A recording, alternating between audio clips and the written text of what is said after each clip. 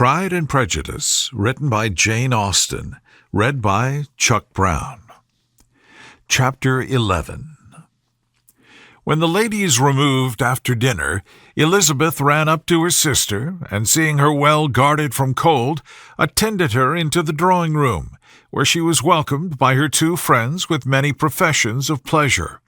And Elizabeth had never seen them so agreeable as they were during the hour which passed before the gentlemen appeared. Their powers of conversation were considerable. They could describe an entertainment with accuracy, relate an anecdote with humor, and laugh at their acquaintance with spirit. But when the gentlemen entered, Jane was no longer the first object. Miss Bingley's eyes were instantly turned toward Darcy, and she had something to say to him before he had advanced many steps. He addressed himself to Miss Bennet with a polite congratulation. Mr. Hurst also made her a slight bow and said he was very glad, but diffuseness and warmth remained for Bingley's salutation. He was full of joy and attention. The first half-hour was spent in piling up the fire, lest she should suffer from the change of room, and she removed it at his desire to the other side of the fireplace, that she might be further from the door. He then sat down by her, and talked scarcely to anyone else. Elizabeth, at work in the opposite corner, saw it all with great delight. When tea was over, Mr. Hurst reminded his sister-in-law of the card-table, but in vain. She had obtained private intelligence that Mr. Darcy did not wish for cards, and Mr. Hurst soon found even his open petition rejected. She assured him that no one intended to play, and the silence of the whole party on the subject seemed to justify her. Mr. Hurst had therefore nothing to do but to stretch himself on one of the sofas and go to sleep. Darcy took up a book. Miss Bingley did the same, and Mrs. Hurst, principally occupied in playing with her bracelets and rings, joined now and then in her brother's conversation with Miss Bennet. Miss Bingley's attention was quite as much engaged in watching Mr. Darcy's progress through his book as in reading her own, and she was perpetually either making some inquiry or looking at his page. She could not win him, however, to any conversation. He merely answered her question and read on. At length, quite exhausted by the attempt to be amused with her own book, which she had only chosen because it was the second volume of his, she gave a great yawn and said, "How pleasant it is to spend an evening in this way! I declare, after all, there's no enjoyment like reading. How much sooner one tires of anything than of a book! When I have a house of my own, I shall be miserable if I have not an excellent library." No one made any reply. She then yawned again, threw aside her book, and cast her eyes round the room in quest for some amusement, when, hearing her brother mentioning a ball to Miss Bennet, she turned suddenly towards him and said, "By the by, Charles, are you really serious in meditating a dance at Netherfield? I would advise you, before you determine on it, to consult the wishes of the present party. I am much mistaken if there are not some among us to whom a ball would be rather a punishment than a pleasure." "If you mean Darcy," cried her brother, "he may go to bed, if he chooses, before it begins. But as for the ball, it is quite a settled thing, and as soon as Nichols has made white soup enough, I shall send round my cards." "I should like balls infinitely better," she replied, "if they were carried on in a different manner. But there is something insufferably tedious in the usual process of such a meeting. It would surely be much more rational if conversation instead of dancing were made the order of the day." "Much more rational, my dear Caroline, I dare say, but it would not be near so much like a ball." Miss Bingley made no answer, and soon afterwards she got up and walked about the room. Her figure was elegant, and she walked well, but Darcy, at whom it was all aimed, was still inflexibly studious. In the desperation of her feelings, she resolved on one effort more, and turning to Elizabeth, said, "Miss Eliza Bennet, let me persuade you to follow my example, and take a turn about the room. I assure you it is very refreshing after sitting so long in one attitude." Elizabeth was surprised, but agreed to it immediately. Miss Bingley succeeded no less in the real object of her civility. Mr. Darcy looked up. He was as much awake to the novelty of attention in that quarter as Elizabeth herself could be, and unconsciously closed his book. He was directly invited to join their party, but he declined it, observing that he could imagine but two motives for their choosing to walk up and down the room together, with either of which motives his joining them would interfere. What could he mean? She was dying to know what could be his meaning, and asked Elizabeth whether she could understand him. "Not at all," was her answer, "but depend upon it, he means to be severe on us, and our surest way of disappointing him will be to ask nothing about it." Miss Bingley, however, was incapable of disappointing Mr. Darcy in anything, and persevered, therefore, in requiring an explanation of his two motives. "I have not the smallest objection to explaining them," said he, as soon as she allowed him to speak. "You either choose this method of passing the evening because you are in each other's confidence and have secret affairs to discuss, or because you are conscious that your figures appear to the greatest advantage in walking.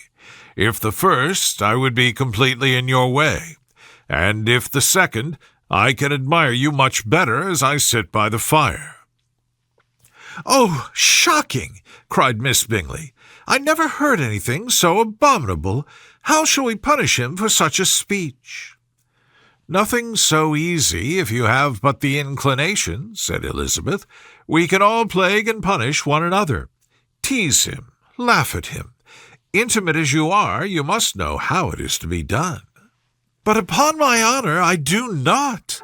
I do assure you that my intimacy has not yet taught me that. Tease calmness of manner and presence of mind? No, no. Feel he may defy us there. And as to laughter, we will not expose ourselves, if you please, by attempting to laugh without a subject. Mr. Darcy may hug himself." "Mr. Darcy is not to be laughed at," cried Elizabeth. "That is an uncommon advantage, and uncommon I hope it will continue, for it would be a great loss to me to have many such acquaintances. I dearly love a laugh." "Miss Bingley," said he, "has given me more credit than can be. The wisest and the best of men, nay, the wisest and best of their actions, may be rendered ridiculous by a person whose first object in life is a joke." "Certainly," replied Elizabeth, "there are such people, but I hope I am not one of them. I hope I never ridicule what is wise and good. Follies and nonsense, whims and inconsistencies do divert me, I own, and I laugh at them whenever I can.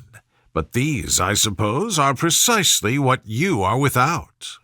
"Perhaps that is not possible for anyone, but it has been the study of my life to avoid those weaknesses which often expose a strong understanding to ridicule." "Such as vanity and pride." "Yes, vanity is a weakness indeed, but pride, where there is a real superiority of mind, pride will always be under good regulation." Elizabeth turned away to hide a smile. "Your examination of Mr. Darcy is over, I presume," said Miss Bingley. "And pray, what is the result?" "I am perfectly convinced by it that Mr. Darcy has no defect. He owns it himself without disguise." "No," said Darcy, "I have made no such pretension. I have faults enough, but they are not, I hope, of understanding. My temper I dare not vouch for. It is, I believe, too little yielding, certainly too little for the convenience of the world. I cannot forget the follies and vices of others so soon as I ought, nor their offences against myself. My feelings are not puffed about with every attempt to move them. My temper would perhaps be called resentful. My good opinion once lost is lost forever." "That is a failing indeed," cried Elizabeth. "Implacable resentment is a shade in a character. But you have chosen your fault well. I really cannot laugh at it. You are safe from me. There is, I believe, in every disposition a tendency to some particular evil, a natural defect which not even the best education can overcome. And your defect is to hate everybody. And yours," he replied with a smile, "is wilfully to misunderstand them." "Do let us have a little music," cried Miss Bingley, tired of a conversation in which she had no share. "Louisa, you will not mind my waking Mr. Hurst?" Her sister had not the smallest objection, and the pianoforte was opened, and Darcy, after a few moments' recollection, was not sorry for it. He began to feel the danger of paying Elizabeth too much attention. Chapter 12. In consequence of an agreement between the sisters, Elizabeth wrote the next morning to their mother to beg that the carriage might be sent for them in the course of the day. But Mrs. Bennet, who had calculated on her daughters remaining at Netherfield till the following Tuesday, which would exactly finish Jane's week, could not bring herself to receive them with pleasure before. Her answer, therefore, was not propitious, at least not to Elizabeth's wishes, for she was impatient to get home. Mrs. Bennet sent them word that they could not possibly have the carriage before Tuesday, and in her postscript it was added that if Mr. Bingley and his sister pressed them to stay longer, she could spare them very well. Against staying longer, however, Elizabeth was positively resolved, nor did she much expect it would be asked, and fearful, on the contrary, as being considered as intruding themselves needlessly long, she urged Jane to borrow Mr. Bingley's carriage immediately, and at length it was settled that their original design of leaving Netherfield that morning should be mentioned, and the request made. The communication excited many professions of concern, and enough was said of wishing them to stay at least till the following day to work on Jane, and till the morrow their going was deferred. Miss Bingley was then sorry that she had proposed the delay, for her jealousy and dislike of one sister much exceeded her affection for the other. The master of the house heard with real sorrow that they were to go so soon, and repeatedly tried to persuade Miss Bennet that it would not be safe for her, that she was not enough recovered, but Jane was firm where she felt herself to be right. To Mr. Darcy it was welcome intelligence. Elizabeth had been at Netherfield long enough. She attracted him more than he liked, and Miss Bingley was uncivil to her, and more teasing than usual to himself. He wisely resolved to be particularly careful that no sign of admiration should now escape him, nothing that could elevate her with the hope of influencing his facility. Sensible that if such an idea had been suggested, his behavior during the last day must have material weight in confirming or crushing it. Steady to his purpose, he scarcely spoke 10 words to her through the whole of Saturday, and though they were at one time left by themselves for half an hour, he adhered most conscientiously to his book, and would not even look at her. On Sunday, after morning service, the separation, so agreeable to almost all, took place. Miss Bingley's civility to Elizabeth increased at last very rapidly, as well as her affection for Jane, and when they parted, after assuring the latter of the pleasure it would always give her to see her either at Longbourn or Netherfield, and embracing her most tenderly, she even shook hands with the former. Elizabeth took leave of the whole party in the liveliest of spirits. They were not welcomed home very cordially by their mother. Mrs. Bennet wondered at their coming and thought them very wrong to give so much trouble, and was sure Jane would have caught cold again. But their father, though very laconic in his expressions of pleasure, was really glad to see them.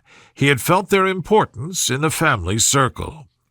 The evening conversation, when they were all assembled, had lost much of its animation, and almost all its sense, by the absence of Jane and Elizabeth. They found Mary, as usual, deep in the study of thoroughbass and human nature, and had some extracts to admire, and some new observations of threadbare morality to listen to. Catherine and Lydia had information for them of a different sort. Much had been done and much had been said in the regiment since the preceding Wednesday. Several of the officers had dined lately with their uncle. A private had been flogged, and it had actually been hinted that Colonel Forster was going to be married. Chapter 13. "I hope, my dear," said Mr. Bennet to his wife, as they were at breakfast the next morning, "that you have ordered a good dinner today, because I have reason to expect an addition to our family party." "What do you mean, my dear? I know of nobody that is coming, I am sure, unless Charlotte Lucas should happen to call in, and I hope my dinners are good enough for her. I do not believe she often sees such at home. The person of whom I speak is a gentleman and a stranger." Mrs. Bennet's eyes sparkled. "A gentleman and a stranger? It is Mr. Bingley, I am sure. Well, I am sure I shall be extremely glad to see Mr. Bingley. But, good Lord, how unlucky! There is not a bit of fish to be got today. Lydia, my love, ring the bell. I must speak to Hill this moment." "It is not Mr. Bingley," said her husband. "It is a person whom I never saw in the whole course of my life." This roused a general astonishment, and he had the pleasure of being eagerly questioned by his wife and his 5 daughters at once. After amusing himself some time with their curiosity, he thus explained, "About a month ago I received this letter, and about a fortnight ago I answered it, for I thought it a case of some delicacy, and requiring early attention. It is from my cousin, Mr. Collins, who, when I am dead, may turn you all out of this house as soon as he pleases." "Oh, my dear," cried his wife, "I cannot bear to hear that mentioned. Pray do not talk of that odious man. I do think it is the hardest thing in the world that your estate should be entailed away from your own children, and I am sure if I had been you I should have tried long ago to do something or other about it." Jane and Elizabeth tried to explain to her the nature of an entail. They had often attempted to do it before, but it was a subject on which Mrs. Bennet was beyond the reach of reason, and she continued to rail bitterly against the cruelty of settling an estate away from a family of 5 daughters in favor of a man whom nobody cared anything about. "It is certainly a most iniquitous affair," said Mr. Bennet, "and nothing can clear Mr. Collins from the guilt of inheriting Longbourn. But if you will listen to his letter, you may perhaps be a little softened by his manner of expressing himself." "No, I am sure I shall not, and I think it is very impertinent of him to write to you at all, and very hypocritical. I hate such false friends. Why could he not keep on quarrelling with you as his father did before him?"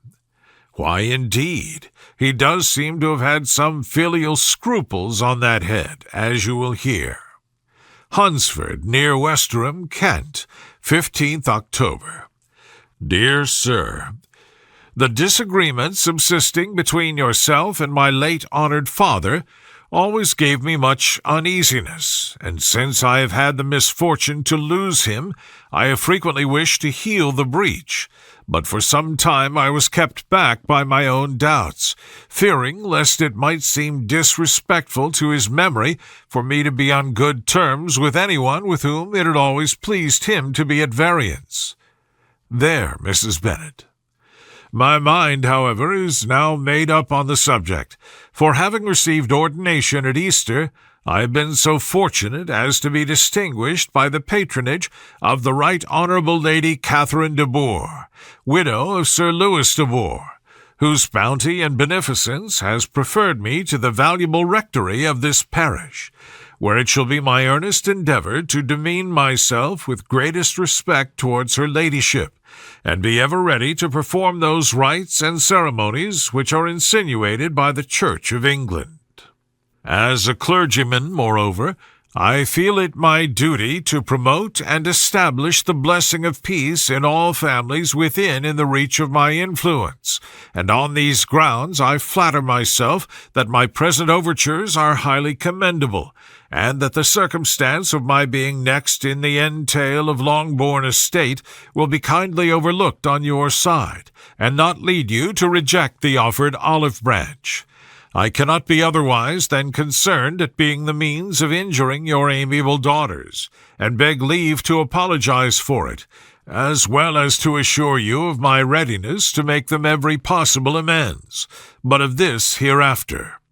If you should have no objection to receive me into your house, I propose myself the satisfaction of waiting on you and your family Monday, November 18th by 4 o'clock, and shall probably trespass on your hospitality till the Saturday night following, which I can do without any inconvenience, as Lady Catherine is far from objecting to my occasional absence on a Sunday, provided that some other clergyman is engaged to do the duty of the day. I remain, dear sir, with respectful compliments to your lady and daughters, your well-wisher and friend, William Collins. At 4 o'clock, therefore, we may expect this peacemaking gentleman, said Mr. Bennet, as he folded up the letter.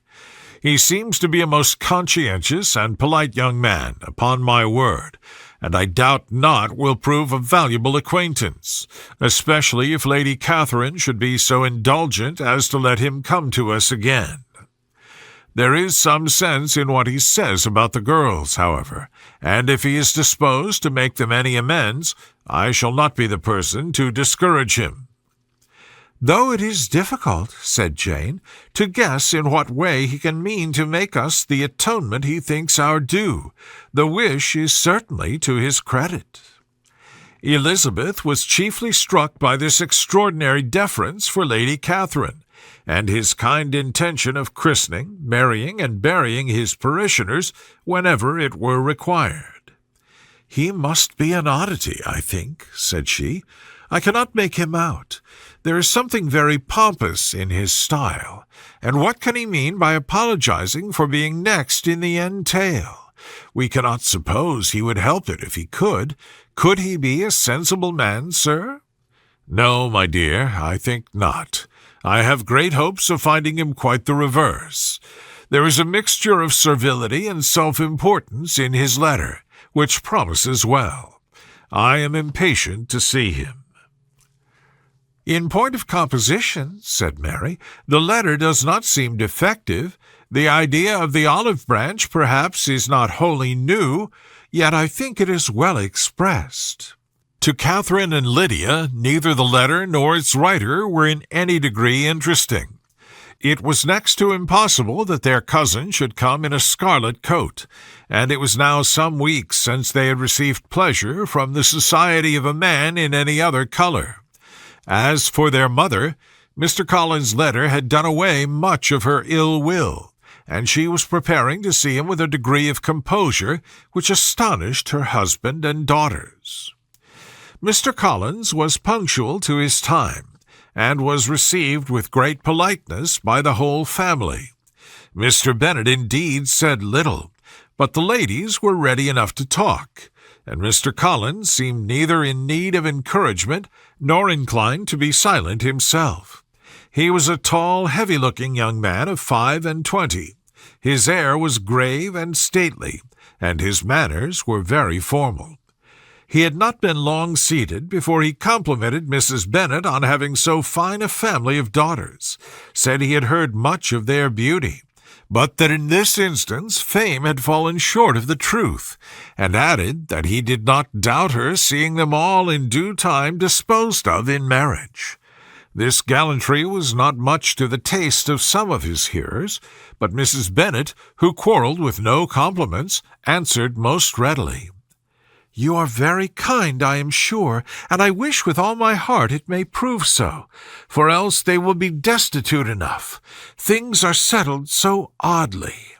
"You allude, perhaps, to the entail of this estate."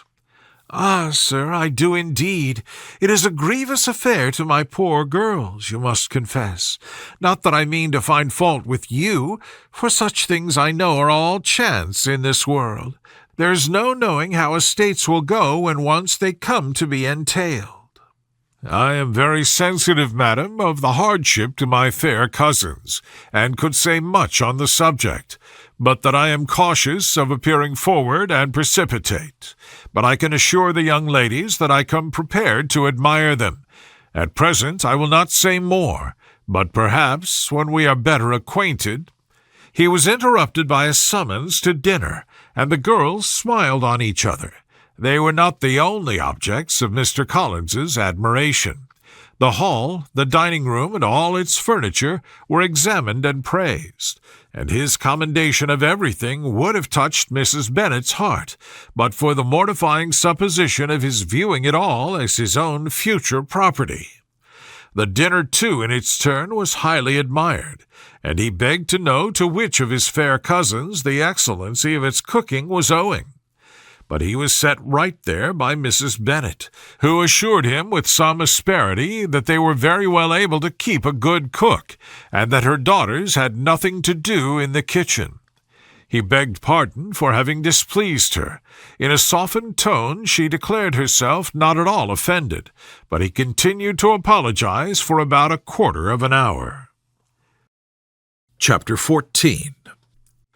During dinner Mr. Bennet scarcely spoke at all, but when the servants were withdrawn, he thought it time to have some conversation with his guest, and therefore started a subject in which he expected him to shine, by observing that he seemed very fortunate in his patroness. Lady Catherine de Bourgh's attention to his wishes and consideration for his comfort appeared very remarkable. Mr. Bennet could not have chosen better. Mr. Collins was eloquent in her praise. The subject elevated him to more than usual solemnity of manner, and with the most important aspect he protested that he had never in his life witnessed such behavior in a person of rank, such affability and condescension, as he had himself experienced from Lady Catherine. She had been graciously pleased to approve of both of the discourses which he had already had the honor of preaching before her. She had also asked him twice to dine at Rosings, and had sent for him only the Saturday before to make up her pool of quadrille in the evening. Lady Catherine was reckoned proud by many people he knew, but he had never seen anything but affability in her. She had always spoken to him as she would to any other gentleman. She made not the smallest objection to his joining in the society of the neighborhood, nor to his leaving the parish occasionally for a week or two to visit his relations.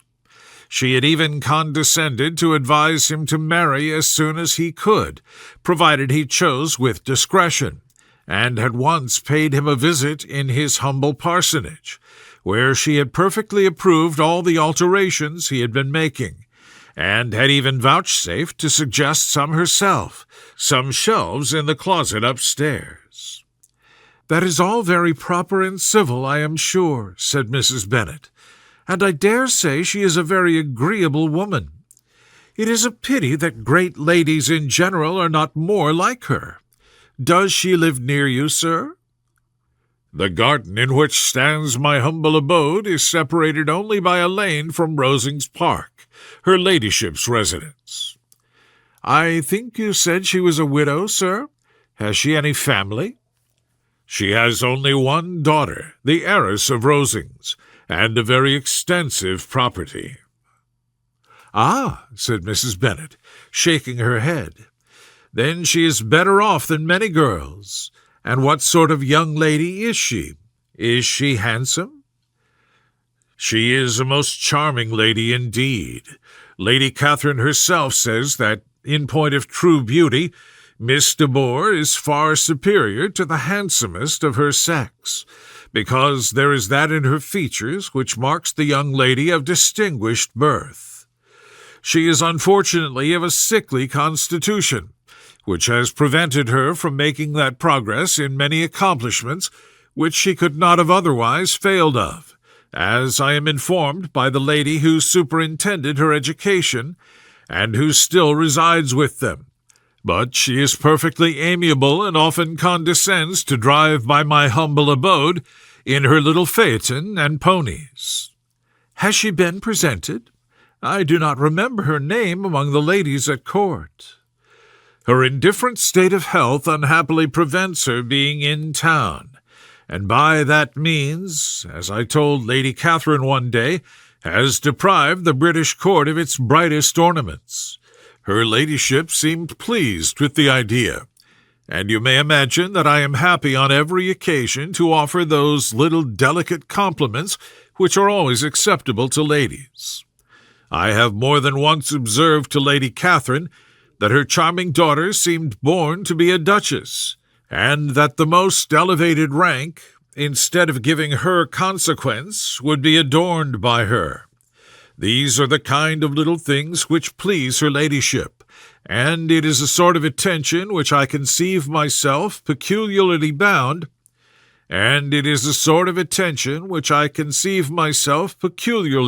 to pay." "You judge very properly," said Mr. Bennet, "and it is happy for you that you possess the talent of flattering with delicacy.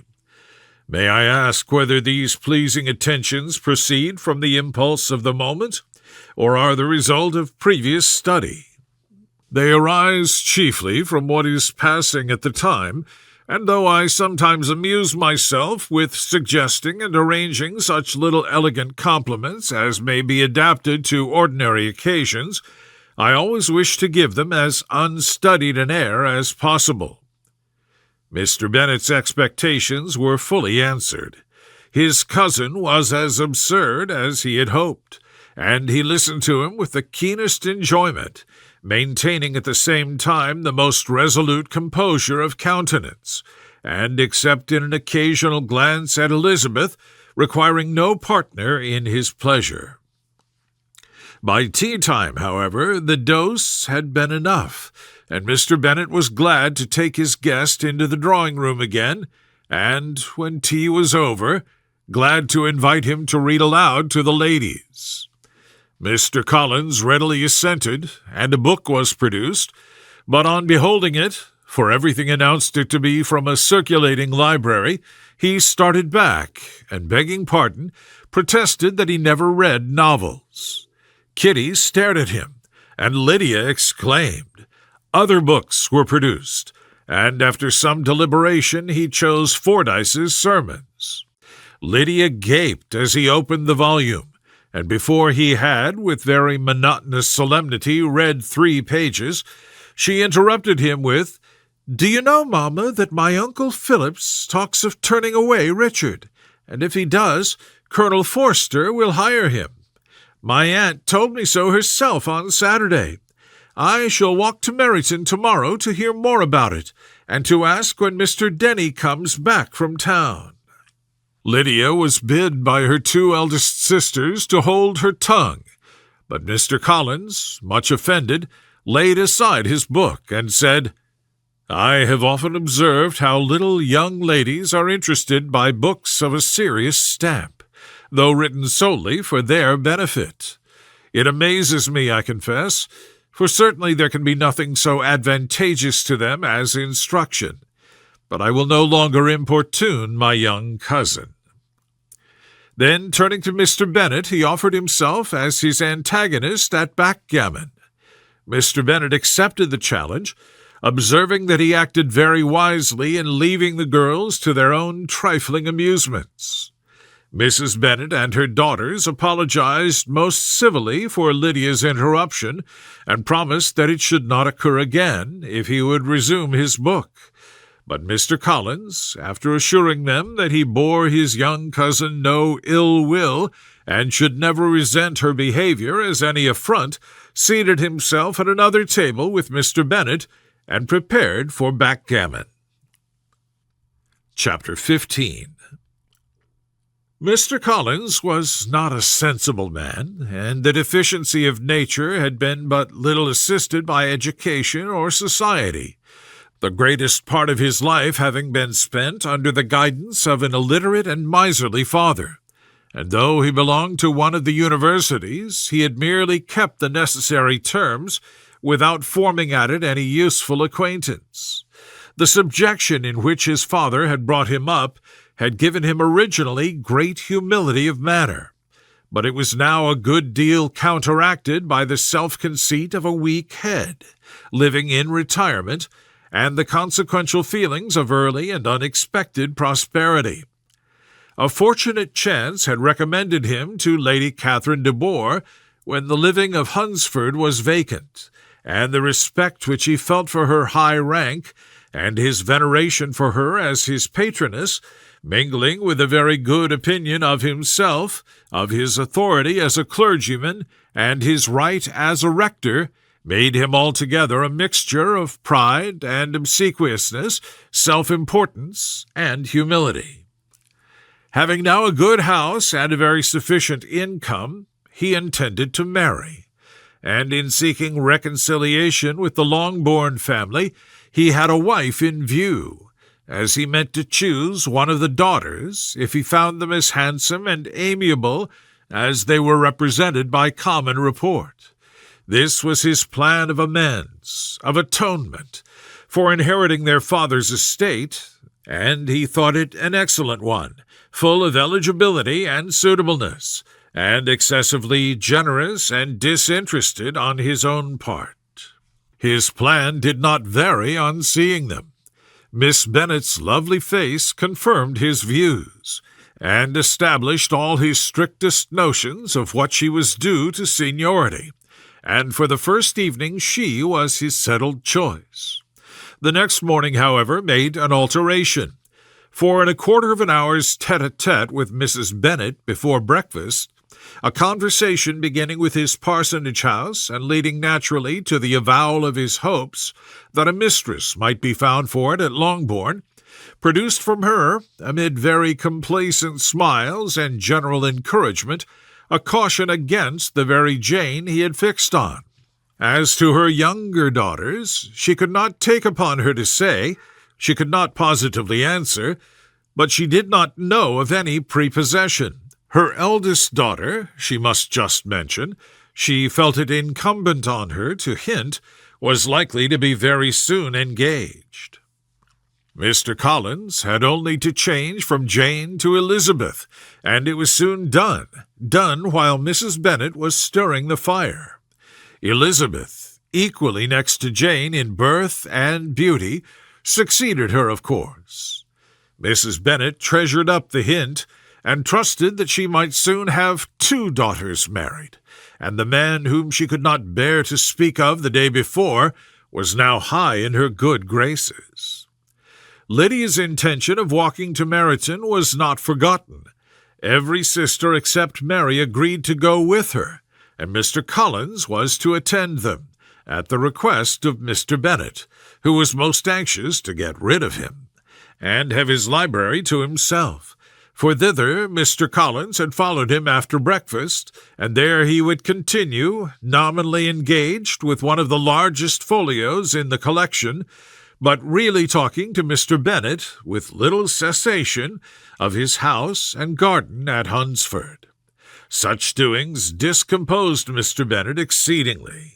In his library he had always been sure of leisure and tranquillity, and though prepared, as he told Elizabeth, to meet with folly and conceit in every other room of the house, he was used to be free from them there. His civility, therefore, was most prompt in inviting Mr. Collins to join his daughters in their walk, and Mr. Collins, being in fact much better fitted for a walker than a reader, was extremely pleased to close his large book and go. In pompous nothings on his side and civil assents on that of his cousins, their time passed till they entered Meryton. The attention of the younger ones was then no longer to be gained by him. Their eyes were immediately wandering up in the street in quest of the officers, and nothing less than a very smart bonnet indeed, or a really new muslin in a shop window, could recall them. But the attention of every lady was soon caught by a young man whom they had never seen before, of most gentlemanlike appearance, walking with another officer on the other side of the way. The officer was the very Mr. Denny concerning whose return from London Lydia came to inquire, and he bowed as they passed. All were struck with the stranger's air. All wondered who he could be, and Kitty and Lydia, determined if possible to find out, led the way across the street under pretense of wanting something in the opposite shop, and fortunately had just gained the pavement when the two gentlemen, turning back, had reached the same spot.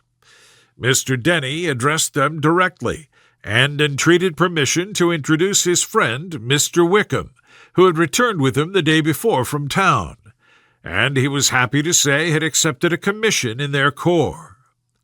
This was exactly as it should be, for the young man wanted only regimentals to make him completely charming. His appearance was greatly in his favor. He had all the best part of beauty, a fine countenance, a good figure, and very pleasing address. The introduction was followed up on his side by a happy readiness of conversation, a readiness at the same time perfectly correct and unassuming, and the whole party were still standing and talking together very agreeably when the sound of horses drew their notice, and Darcy and Bingley were seen riding down the street. On distinguishing the ladies of the group, the two gentlemen came directly towards them, and began the usual civilities. Bingley was the principal spokesman, and Miss Bennet the principal object. He was then, he said, on his way to Longbourn on purpose to inquire after her.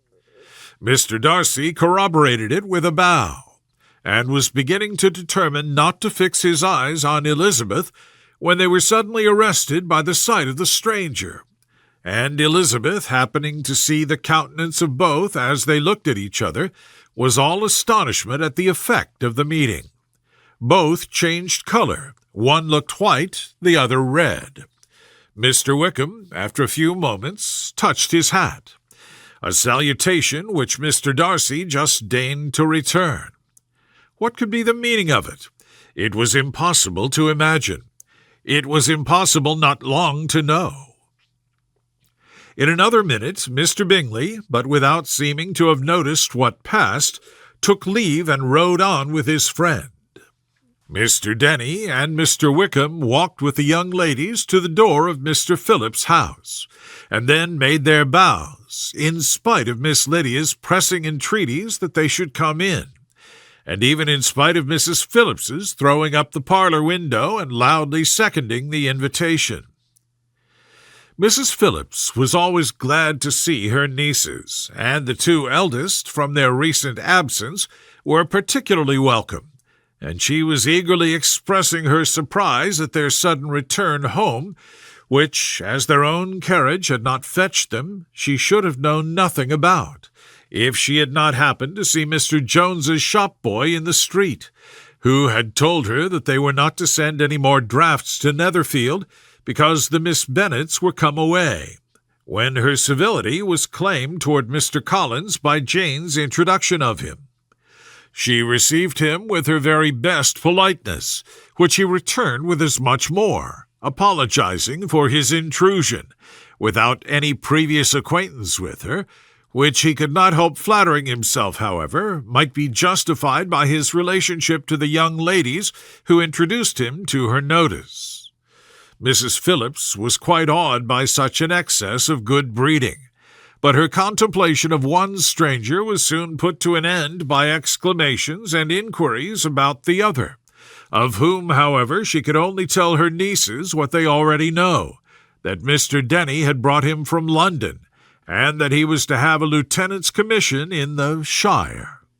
She had been watching him the last hour, she said, as he walked up and down the street, and had Mr. Wickham appeared, Kitty and Lydia would certainly have continued the occupation. But unluckily no one passed windows now except a few of the officers, who, in comparison with the stranger, were become stupid, disagreeable fellows. Some of them were to dine with the Phillipses the next day, and their aunt promised to make her husband call on Mr. Wickham and give him an invitation also, if the family from Longbourn would come in the evening. This was agreed to, and Mrs. Phillips protested that they would have a nice, comfortable, noisy game of lottery tickets and a little bit of hot supper afterwards.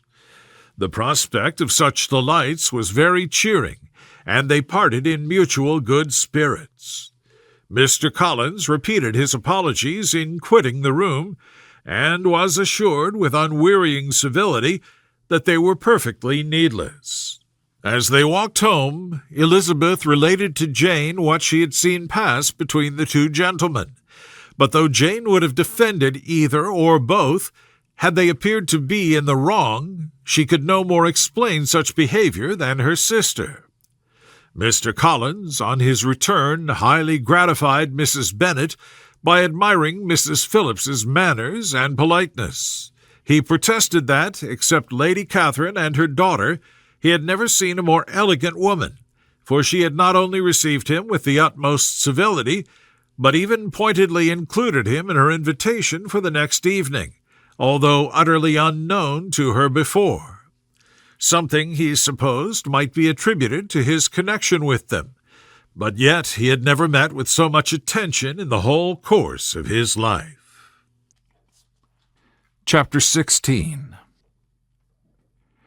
As no objection was made to the young people's engagement with their aunt, and all of Mr. Collins's scruples of leaving Mr. and Mrs. Bennet for a single evening during his visit were most steadily resisted, the coach conveyed him and his 5 cousins at a suitable hour to Meryton, and the girls had the pleasure of hearing, as they entered the drawing-room, that Mr. Wickham had accepted their uncle's invitation, and was then in the house.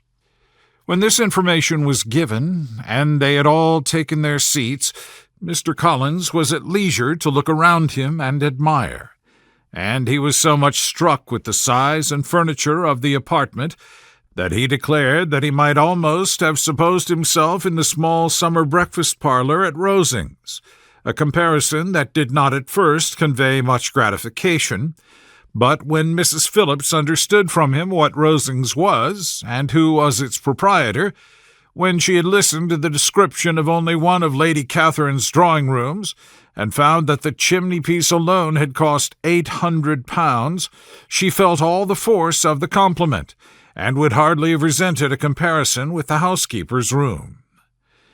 In describing to her all the grandeur of Lady Catherine and her mansion, with occasional digressions in praise of his own humble abode and the improvements it was receiving, he was happily employed until the gentlemen joined them, and he found in Mrs. Phillips a very attentive listener, whose opinion of his consequence increased with what she heard, and who was resolved to retail it all among her neighbours as soon as she could.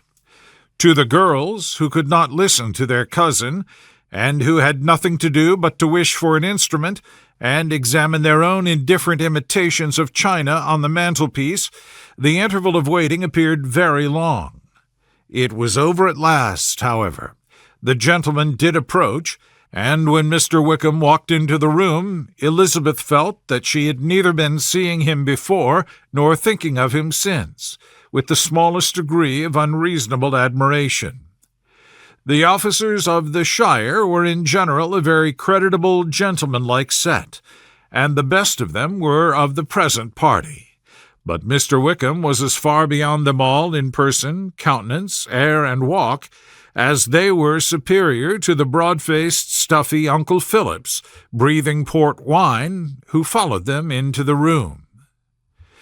Mr. Wickham was the happy man towards whom almost every female eye was turned, and Elizabeth was the happy woman by whom he finally seated himself, and the agreeable manner in which he immediately fell into conversation, though it was only on its being a wet night, made her feel that the commonest, dullest, most threadbare topic might be rendered interesting by the skill of the speaker. With such rivals for the notice of the fair as Mr. Wickham and the officers, Mr. Collins seemed to sink into insignificance. To the young ladies he certainly was nothing, but he had still at intervals a kind listener in Mrs. Phillips, and was, by her watchfulness, most abundantly supplied with coffee and muffin. When the card tables were placed, he had the opportunity of obliging her in turn by sitting down to whist.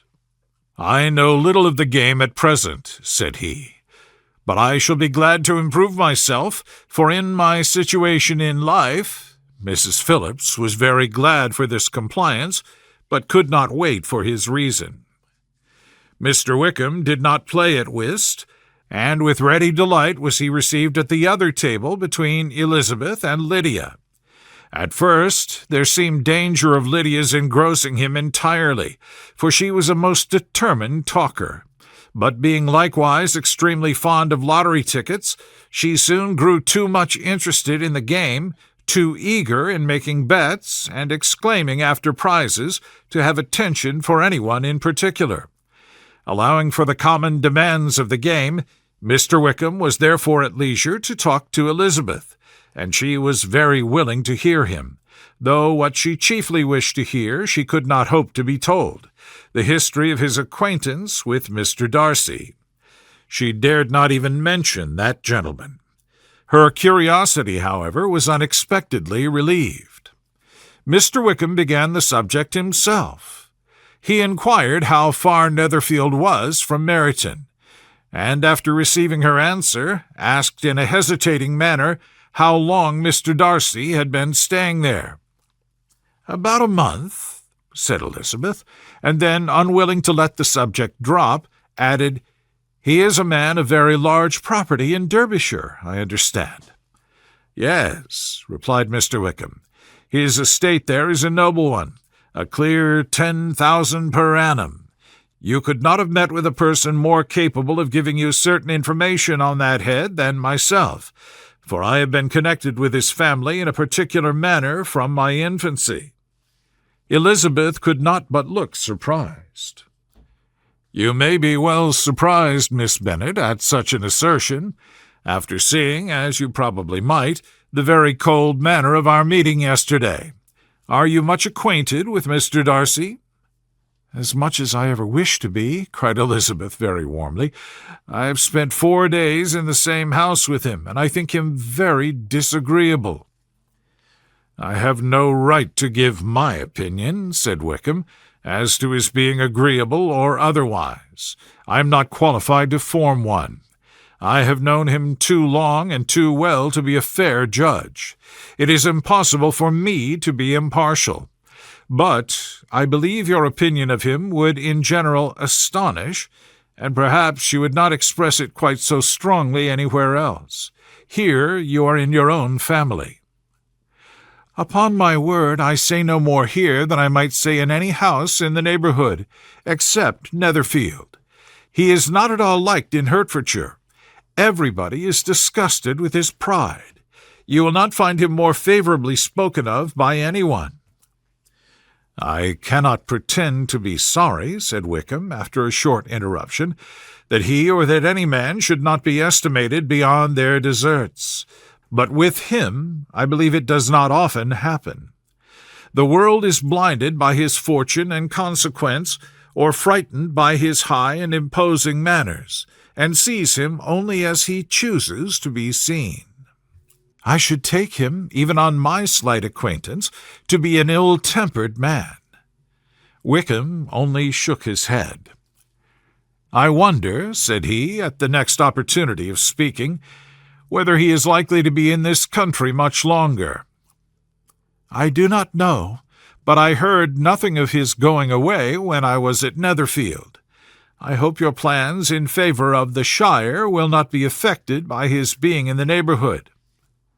"Oh, no, it is not for me to be driven away by Mr. Darcy. If he wishes to avoid seeing me, he must go. We are not on friendly terms, and it always gives me pain to meet him, but I have no reason for avoiding him but what I might proclaim before all the world, a sense of very great ill-usage and most painful regrets at his being what he is. His father, Miss Bennet, the late Mr. Darcy, was one of the best men that ever breathed, and the truest friend I ever had, and I can never be in company with this Mr. Darcy without being grieved to the soul by 1,000 tender recollections. His behaviour to myself has been scandalous, but I verily believe I could forgive him anything and everything, rather than disappointing the hopes and disgracing the memory of his father." Elizabeth found the interest of the subject increase, and listened with all her heart, but the delicacy of it prevented further inquiry. Mr. Wickham began to speak on more general topics, Meryton, the neighbourhood, the society, appearing highly pleased with all that he had yet seen, and speaking of the latter with gentle but very intelligible gallantry. "It was the prospect of constant society and good society," he added, "which was my chief inducement to enter the Shire. I knew it to be a most respectable, agreeable corps, and my friend Denny tempted me further by his account of their present quarters, and the very great attentions and excellent acquaintances Meryton had procured them. Society, I own, is necessary to me. I have been a disappointed man, and my spirits will not bear solitude. I must have employment and society. A military life is not what I was intended for, but circumstances have now made it eligible. The church ought to have been my profession. I was brought up for the church, and I should at this time have been in possession of a most valuable living, had it pleased the gentleman we were speaking of just now." "Indeed?" "Yes. The late Mr. Darcy bequeathed me the next presentation of the best living in his gift. He was my godfather, and excessively attached to me. I cannot do justice to his kindness. He meant to provide for me amply, and thought he had done it, but when the living fell, it was given elsewhere." "Good heavens!" cried Elizabeth. "But how could that be? How could his will be disregarded? Why did you not seek legal redress?" "There was just such an informity in the terms of the bequest as to give me no hope from law. A man of honour could not have doubted the intention, but Mr. Darcy chose to doubt it, or to treat it as a merely conditional recommendation, and to assert that I had forfeited all claim to it by extravagance, imprudence, in short anything or nothing. Certain it is that the living became vacant 2 years ago, exactly as I was of an age to hold it, and that it was given to another man, and no less certain is it that I cannot accuse myself of having really done anything to deserve to lose it. I have a warm, unguarded temper, and I may have spoken my opinion of him and to him too freely. I can recall nothing worse, but the fact is that we are very different sort of men, and that he hates me." "This is quite shocking. He deserves to be publicly disgraced." "Some time or other he will be, but it shall not be by me. Till I can forget his father, I can never defy or expose him." Elizabeth honoured him for such feelings, and thought him handsomer than ever as he expressed them. "But what," said she, after a pause, "can have been his motive? What can have induced him to behave so cruelly?" "A thorough, determined dislike of me, a dislike which I cannot but attribute in some measure to jealousy. Had the late Mr. Darcy liked me less, his son might have borne with me better. But his father's uncommon attachment to me irritated him, I believe, very early in life. He had not a temper to bear the sort of competition in which we stood, the sort of preference which was often given me." "I had not thought Mr. Darcy so bad as this, though I have never liked him. I had not thought so very ill of him. I had supposed him to be despising his fellow creatures in general, but did not suspect him of descending to such malicious revenge, such injustice, such inhumanity as this." After a few minutes' reflection, however, she continued, "I do remember his boasting one day at Netherfield of the implacability of his resentments, of his having an unforgiving temper. His disposition must be dreadful." "I will not trust myself on the subject," replied Wickham. "I can hardly be just to him." Elizabeth was again deep in thought, and after a time exclaimed, "To treat in such a manner the godson, the friend, the favourite of his father! She could have added, a young man, too, like you, whose very countenance may vouch for your being amiable. But she contented herself with, and one, too, who had probably been his companion from childhood, connected together, as I think you said, in the closest manner. We were born in the same parish, within the same park. The greatest part of our youth was passed together, inmates of the same house, sharing the same amusements, objects of the same parental care. My father began life in the profession which your uncle, Mr. Phillips, appears to do so much credit to, but he gave up everything to be of use to the late Mr. Darcy, and devoted all his time to the care of the Pemberley property. He was most highly esteemed by Mr. Darcy, a most intimate, confidential friend. Mr. Darcy often acknowledged himself to be under the greatest obligations to my father's active superintendence, and when, immediately before my father's death, Darcy gave him a voluntary promise of providing for me, I am convinced that he felt it to be as much a debt of gratitude to him as of his affection to myself." "How strange!" cried Elizabeth. "How abominable! I wonder that the very pride of this Mr. Darcy has not made him just to you. If from no better motive, that he should not have been too proud to be dishonest, for dishonesty I must call it." "It is wonderful," replied Wickham, "for almost all his actions may be traced to pride, and pride had often been his best friend. It has connected him nearer with virtue than with any other feeling. But we are none of us consistent, and in his behavior to me there were stronger impulses even than pride." "Can such abominable pride as his have ever done him good?" "Yes. It has often led him to be liberal and generous, to give his money freely, to display hospitality, to assist his tenants, and relieve the poor. Family pride and filial service, for he is very proud of what his father was, have done this. Not to appear to disgrace his family, to degenerate from the popular qualities, or lose the influence of the Pemberley house, is a powerful motive. He has also brotherly pride, which, with some brotherly affection, makes him a very kind and careful guardian of his sister, and you will hear him generally cried up as the most attentive and best of brothers." "What sort of girl is Miss Darcy?" He shook his head. "I wish I could call her amiable. It gives me pain to speak ill of a Darcy, but she is too much like her brother, very, very proud. As a child she was affectionate and pleasing, and extremely fond of me.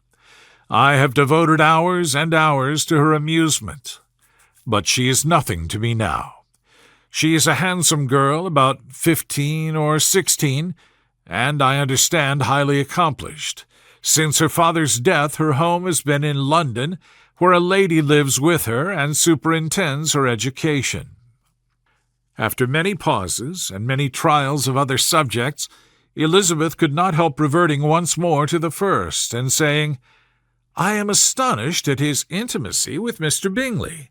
How can Mr. Bingley, who seems good humour itself, and is, I really believe, truly amiable, be in friendship with such a man? How can they suit each other? Do you know Mr. Bingley?" "Not at all." "He is a sweet-tempered, amiable, charming man. He cannot know what Mr. Darcy is." "Probably not. But Mr. Darcy can please where he chooses. He does not want abilities. He can be a conversable companion if he thinks it worth his while. Among those who are at all his equals in consequence, he is a very different man from what he is to the less prosperous. His pride never deserts him. But with the rich he is liberal-minded, just, sincere, rational, honourable, and perhaps agreeable, allowing something for fortune and figure." The whist party soon afterwards breaking up, the players gathered round the other table, and Mr. Collins took his station between his cousin Elizabeth and Mrs. Phillips. The usual inquiries as to his success were made by the latter. It had not been very great. He had lost every point. But when Mrs. Phillips began to express her concern thereupon, he assured her with much earnest gravity that it was not of the least importance, that he considered the money as a mere trifle, and begged that she would not make herself uneasy. "I know very well, madam," said he, "that when persons sit down to a card-table, they must take their chances of these things, and happily I am not in such circumstances as to make 5 shillings any object. There are undoubtedly many who could not say the same, but thanks to Lady Catherine de Bourgh, I am removed far beyond the necessity of regarding little matters."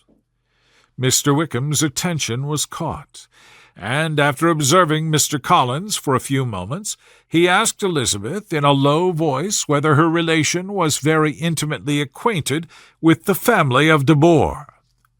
"Lady Catherine de Bourgh," she replied, "has very lately given him a living. I hardly know how Mr. Collins was first introduced to her notice, but he certainly has not known her long." "You know, of course, that Lady Catherine de Bourgh and Lady Anne Darcy were sisters, consequently that she is aunt to the present Mr. Darcy." "No, indeed, I did not. I knew nothing at all of Lady Catherine's connections. I never heard of her existence till the day before yesterday." "Her daughter, Miss de Bourgh, will have a very large fortune, and it is believed that she and her cousin will unite the 2 estates." This information made Elizabeth smile, as she thought of poor Miss Bingley. Vain indeed must be all her attentions, vain and useless her affection for his sister and her praise of himself, if he were already self-destined for another. "Mr. Collins," said she, "speaks highly of both Lady Catherine and her daughter, but from some particulars that he has related of her ladyship, I suspect his gratitude misleads him, and that in spite of her being his patroness, she is an arrogant, conceited woman." "I believe her to be both in a great degree," replied Wickham. "I have not seen her for many years, but I very well remember that I never liked her, and that her manners were dictatorial and insolent. She has the reputation of being remarkably sensible and clever, but I rather believe she derives part of her abilities from her rank and fortune, part from her authoritative manner, and the rest from the pride for her nephew, who chooses that everyone connected with him should have an understanding of the first class." Elizabeth allowed that he had given a very rational account of it, and they continued talking together, with mutual satisfaction, till supper put an end to their cards, and gave the rest of the ladies their share of Mr. Wickham's attentions. There could be no conversation in the noise of Mrs. Phillips's supper party, but his manners recommended him to everybody. Whatever he said was said well, and whatever he did, done gracefully. Elizabeth went away with her head full of him. She could think of nothing but Mr. Wickham, and of what he had told her all the way home. But there was not time for her even to mention his name as they went, for neither Lydia nor Mr. Collins were once silent. Lydia talked incessantly of lottery tickets, of the fish she had lost and the fish she had won, and Mr. Collins, in describing the civility of Mr. and Mrs. Phillips, protesting that he did not in the least regard his losses at whist, enumerating all the dishes at supper, and repeatedly fearing that he crowded his cousins, had more to say than he could well manage before the carriage stopped at Longbourn House. Chapter 17. Elizabeth related to Jane the next day what had passed between Mr. Wickham and herself. Jane listened with astonishment and concern. She knew not how to believe that Mr. Darcy could be so unworthy of Mr. Bingley's regard, and yet it was not in her nature to question the veracity of a young man of such amiable appearance as Wickham. The possibility of his having endured such unkindness was enough to interest all her tender feelings, and nothing remained therefore to be done but to think well of them both, to defend the conduct of each, and throw into the account of accident or mistake whatever could not be otherwise explained. "They have both," said she, "been deceived, I dare say, in some way or other, of which we can form no idea. Interested people have perhaps misrepresented each to the other.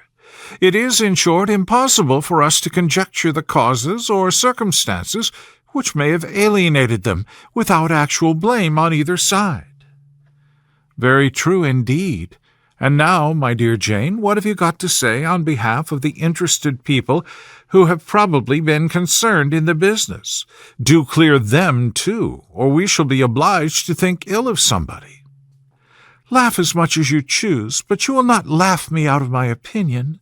My dearest Lizzie, do not consider in what a disgraceful light it places Mr. Darcy to be treating his father's favourite in such a matter, one whom his father had promised to provide for.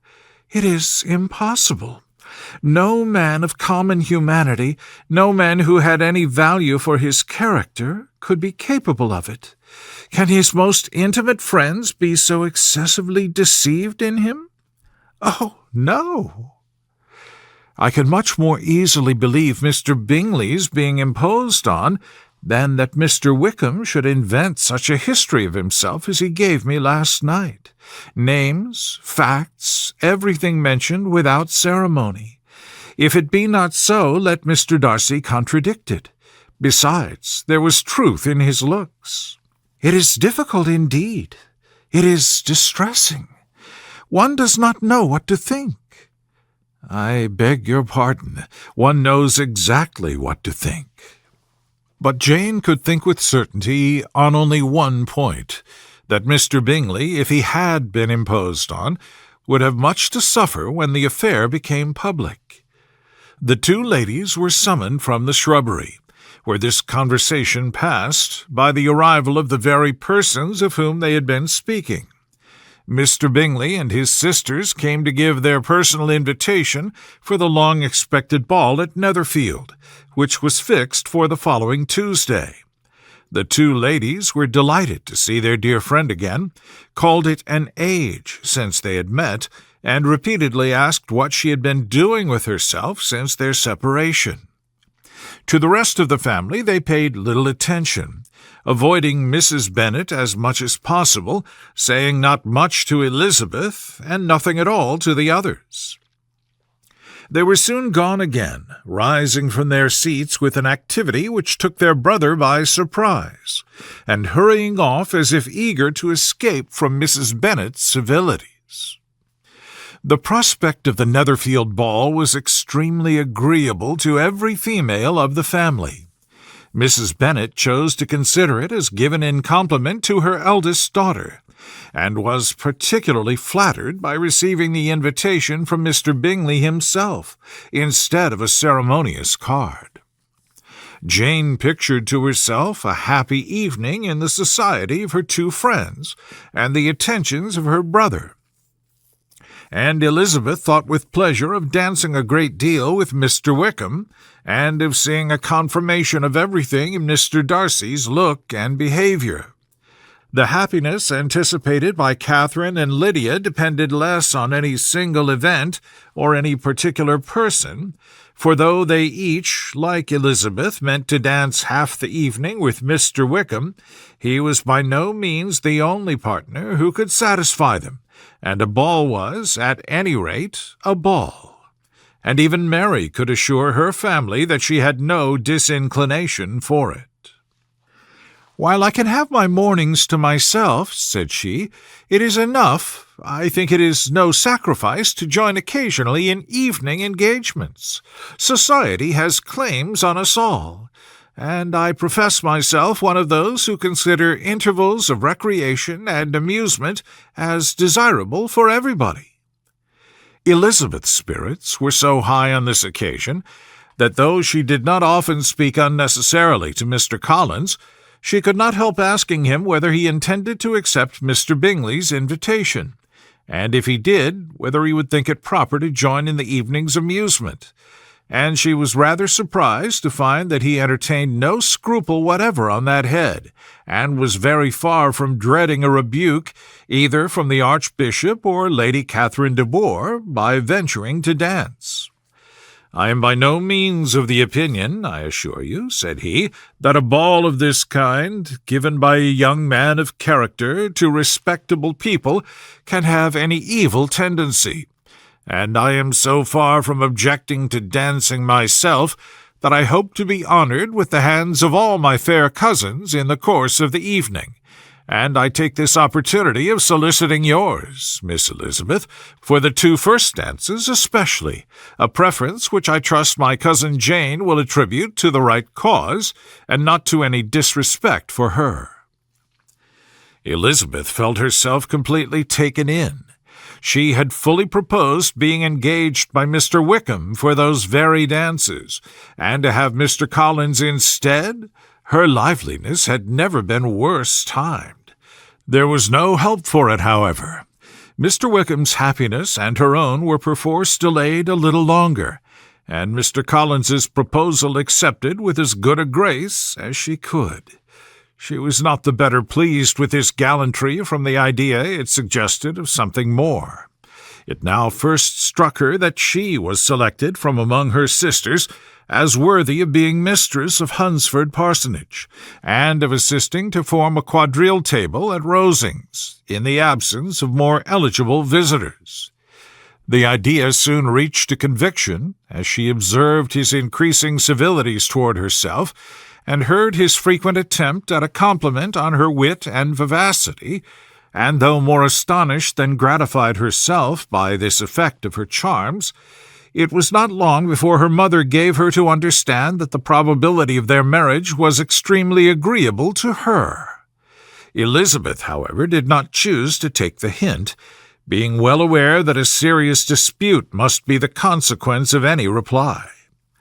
Mr. Collins might never make the offer, and till he did it was useless to quarrel about him.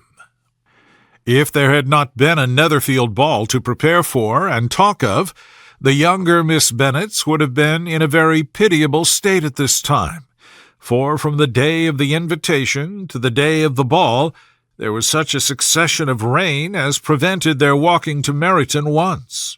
No aunts, no officers, no news could be sought after. The very shoe roses for Netherfield were got by proxy.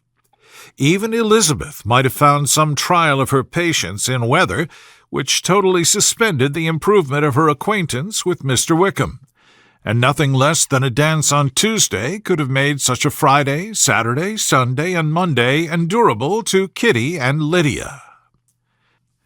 Chapter 18. Till Elizabeth entered the drawing-room at Netherfield, and looked in vain for Mr. Wickham among the cluster of red coats there assembled, a doubt of his being present had never occurred to her. The certainty of meeting him had not been checked by any of those recollections that might not unreasonably have alarmed her. She had dressed with more than usual care, and prepared in the highest spirits for the conquest of all that remained unsubdued of his heart, trusting that it was not more than might be won in the course of the evening. But in an instant arose the dreadful suspicion of his being purposely omitted for Mr. Darcy's pleasure in the Bingleys' invitation to the officers, and though this was not exactly the case, the absolute fact of his absence was pronounced by his friend Denny, to whom Lydia eagerly applied, and who told them that Wickham had been obliged to go to town on business the day before, and was not yet returned, adding with a significant smile, "I do not imagine his business would have called him away just now, if he had not wanted to avoid a certain gentleman here." This part of his intelligence, though unheard by Lydia, was caught by Elizabeth, and as it assured her that Darcy was not less answerable for Wickham's absence than if her first surmise had been just, every feeling of displeasure against the former was so sharpened by immediate disappointment that she could hardly reply with tolerable civility to the polite inquiries which he directly afterwards approached to make. Attendance, forbearance, patience with Darcy was injury to Wickham. She was resolved against any sort of conversation with him, and turned away with a degree of ill humour which she could not wholly surmount even in speaking to Mr. Bingley, whose blind partiality provoked her. But Elizabeth was not formed for ill humour, and though every prospect of her own was destroyed for the evening, it could not dwell long on her spirits, and having told all her griefs to Charlotte Lucas, whom she had not seen for a week, she was soon able to make a voluntary transition to the oddities of her cousin, and to point him out to her particular notice.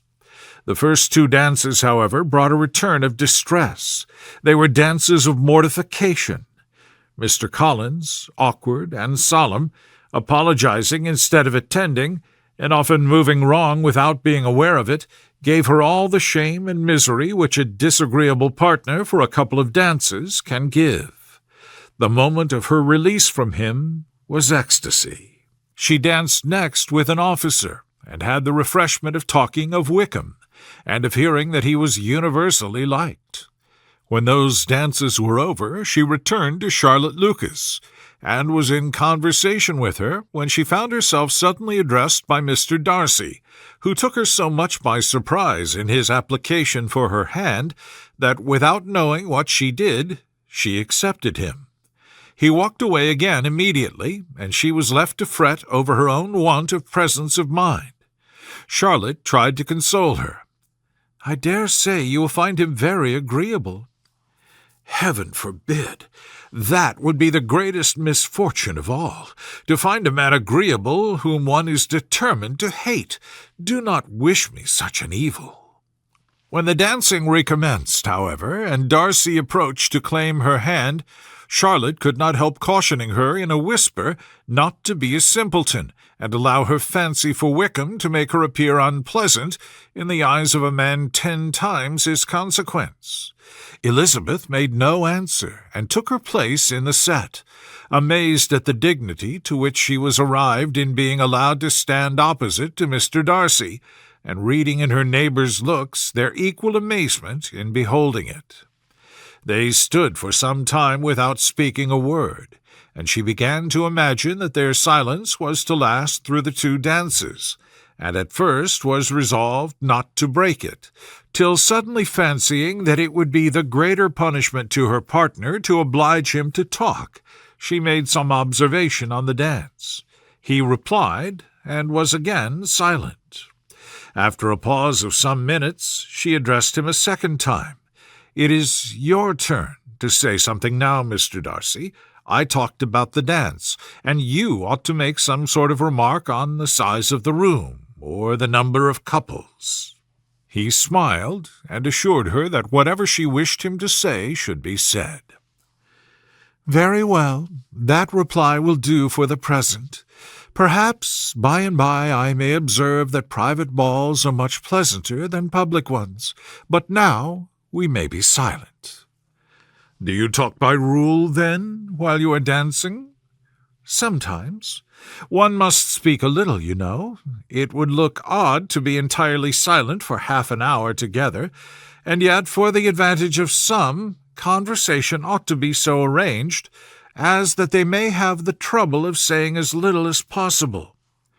Are you consulting your own feelings in the present case, or do you imagine that you're gratifying mine?" "Both," replied Elizabeth archly, "for I have always seen a great similarity in the turn of our minds. We are each of an unsocial, taciturn disposition, unwilling to speak, unless we expect to say something that will amaze the whole room, and be handed down to posterity with all the eclat of a proverb." "There is no very striking resemblance of your own character, I am sure," said he. "How near it may be to mine, I cannot pretend to say. You think it a faithful portrait, undoubtedly. I must not decide on my own performance." He made no answer, and they were again silent till they had gone down the dance, when he asked her if she and her sisters did not very often walk to Meryton. She answered in the affirmative, and, unable to resist the temptation, added, "When you met us there the other day, we had just been forming a new acquaintance." The effect was immediate. A deeper shade of hauteur overspread his features, but he said not a word, and Elizabeth, though blaming herself for her own weakness, could not go on. At length Darcy spoke, and in a constrained manner said, "Mr. Wickham is blessed with such happy manners as may ensure his making friends. Whether he may be equally capable of retaining them is less certain." "He has been so unlucky as to lose your friendship," replied Elizabeth with emphasis, "and in a manner which he is likely to suffer from all his life." Darcy made no answer, and seemed desirous of changing the subject. At that moment Sir William Lucas appeared close to them, meaning to pass through the set to the other side of the room, but on perceiving Mr. Darcy he stopped with a bow of superior courtesy to compliment him on his dancing and his partner. "I have been most highly gratified indeed, my dear sir. Such very superior dancing is not often seen. It is evident that you belong to the first circles. Allow me to say, however, that your fair partner does not disgrace you, and that I must hope to have this pleasure often repeated, especially when a certain desirable event, my dear Eliza, glancing at her sister, and Bingley, shall take place. What congratulations will then flow in! I appeal to Mr. Darcy. But let me not interrupt you, sir. You will not thank me for detaining you from the bewitching converse of that young lady, whose bright eyes are also upbraiding me." The latter part of this address was scarcely heard by Darcy, but Sir William's allusion to his friend seemed to strike him forcibly, and his eyes were directed with a very serious expression towards Bingley and Jane, who were dancing together. Recovering himself, however, shortly, he turned to his partner and said, "Sir William's interruption has made me forget what we were talking of." "I do not think we were speaking at all. Sir William could not have interrupted two people in the room who had less to say for themselves. We have tried 2 or 3 subjects already without success, and what we are to talk of next I cannot imagine." "What think you of books?" said he, smiling. "Books? Oh, no, I am sure we never read the same, or not with the same feelings." "I am sorry you think so. But if that be the case, there can at least be no want of subject. We may compare our different opinions." "No, I cannot talk of books in a ballroom. My head is always full of something else." "The present always occupies you in such scenes, does it?" said he, with a look of doubt. "Yes, always," she replied, without knowing what she said, for her thoughts had wandered far away from the subject, and soon afterwards appeared by her, suddenly exclaiming, "I remember hearing you once say, Mr. Darcy, that you hardly ever forgave, that your resentment, once created, was unappeasable. You are very cautious, I suppose, as to its being created." "I am," said he, with a firm voice. "And never to allow yourself to be blinded by prejudice?" "I hope not." "It is particularly incumbent on those who never change their opinion to be secure of judging properly at first."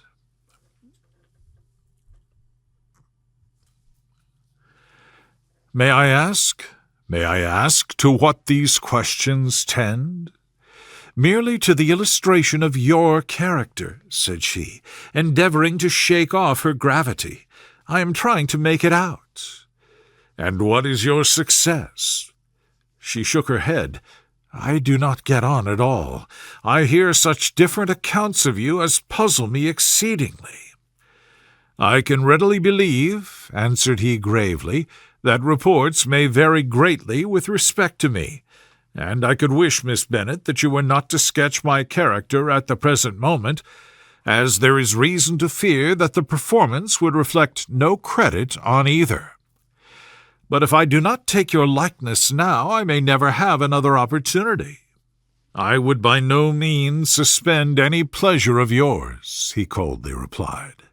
She said no more, and they went down the other dance and parted in silence, and on each side dissatisfied, though not to an equal degree, for in Darcy's breast there was a tolerable, powerful feeling towards her, which soon procured her pardon, and directed all his anger against another. They had not long separated when Miss Bingley came towards her, and with an expression of civil disdain accosted her. "So, Miss Eliza, I hear you are quite delighted with George Wickham. Your sister has been talking to me about him and asking me 1,000 questions, and I find that the young man quite forgot to tell you, among his other communication, that he was the son of old Wickham, the late Mr. Darcy's steward. Let me recommend you, however, as a friend, not to give implicit confidence to all his assertions, for as to Mr. Darcy's using him ill, it is perfectly false, for on the contrary he has always been remarkably kind to him, though George Wickham has treated Mr. Darcy in a most infamous manner. I do not know the particulars, but I know very well that Mr. Darcy is not in the least to blame, that he cannot bear to hear George Wickham mentioned, and that though my brother thought that he could not well avoid including him in his invitation to the officers, he was excessively glad to find that he had taken himself out of the way. His coming into the country at all is a most insolent thing indeed, and I wonder how he could presume to do it. I pity you, Miss Eliza, for this discovery of your favourite's guilt, but really, considering his descent, one could not expect much better." "His guilt and his descent appear by your account to be the same," said Elizabeth angrily, "for I have heard you accuse him of nothing worse than of being the son of Mr. Darcy's steward, and of that, I can assure you, he informed me himself." "I beg your pardon," replied Mr. Bingley, turning away with a sneer. "Excuse my interference. It was kindly meant." "Insolent girl," said Elizabeth to herself. "You are much mistaken if you expect to influence me by such a paltry attack as this. I see nothing in it but your own wilful ignorance and the malice of Mr. Darcy." She then sought her eldest sister, who has undertaken to make inquiries on the same subject of Bingley. Jane met her with a smile of such sweet complacency, a glow of such happy expression, as sufficiently marked how well she was satisfied with the occurrences of the evening. Elizabeth instantly read her feelings, and at that moment solicitude for Wickham, resentment against his enemies, and everything else gave way before the hope of Jane's being in the fairest way for happiness. "I want to know," said she, with a countenance no less smiling than her sister's, "what you have learned about Mr. Wickham. But perhaps you have been too pleasantly engaged to think of any third person, in which case you may be sure of my pardon." "No," replied Jane, "I have not forgotten him, but I have nothing satisfactory to tell you. Mr. Bingley does not know the whole of his history, and is quite ignorant of the circumstances which have principally offended Mr. Darcy, but he will vouch for the good conduct, the probity, and the honour of his friend, and is perfectly convinced that Mr. Wickham has deserved much less attention from Mr. Darcy than he has received, and I am sorry to say, by his account as well as his sister's, Mr. Wickham is by no means a respectable young man. I am afraid he has been very imprudent, and has deserved to lose Mr. Darcy's regard." "Mr. Darcy does not know Mr. Wickham himself?" "No, he never saw him till the other morning at Meryton." "This account, then, is what he has received from Mr. Darcy. I am satisfied, but what does he say of the living?" "He does not exactly recollect the circumstances, though he has heard them from Mr. Darcy more than once, but he believes that it was left to him conditionally only." "I have not a doubt of Mr. Bingley's sincerity," said Elizabeth warmly, "but you must excuse my not being convinced by assurances only. Mr. Bingley's defence of his friend was a very able one, I dare say, but since he is unacquainted with several parts of the story, and has learnt the rest from that friend himself, I shall venture to still think of both gentlemen as I did before." She then changed the discord to one more gratifying to each, and on which there could be no difference of sentiment. Elizabeth listened with delight to the happy, though modest hopes which Jane entertained of Mr. Bingley's regard, and said all in her power to heighten her confidence in it. On their being joined by Mr. Bingley himself, Elizabeth withdrew to Miss Lucas, to whose inquiry after the pleasantness of her last partner she had scarcely replied, before Mr. Collins came up to them, and told her with great exultation that he had just been so fortunate as to make a most important discovery. "I have just found out," said he, "by a singular accident, that there is now in the room a near relation of my patroness.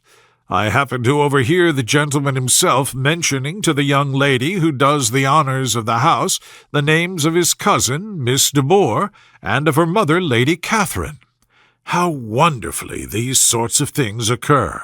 Who would have thought of my meeting with, perhaps, a nephew of Lady Catherine de Bourgh in this assembly?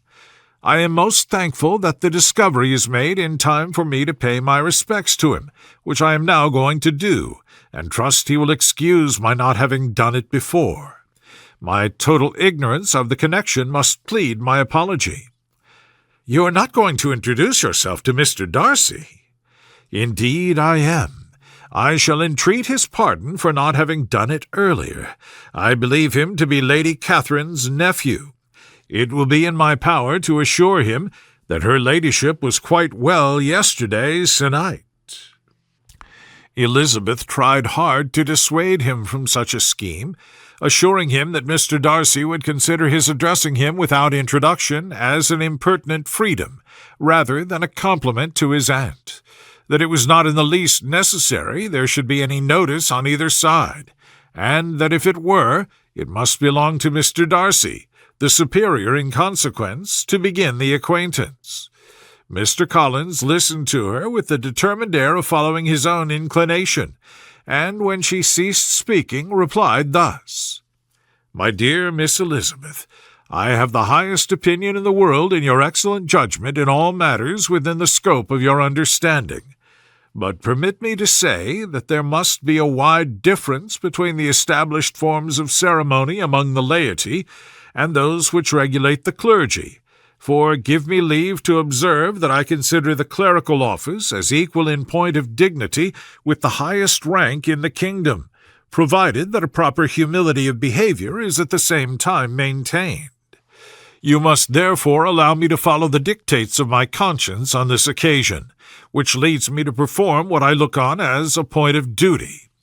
Pardon me for neglecting to profit by your advice, which on every other subject shall be my constant guide, though in the case before us I consider myself more fitted by education and habitual study to decide on what is right than a young lady like yourself." And with a long bow he left her to attack Mr. Darcy, whose reception of his advances she eagerly watched, and whose astonishment at being so addressed was very evident.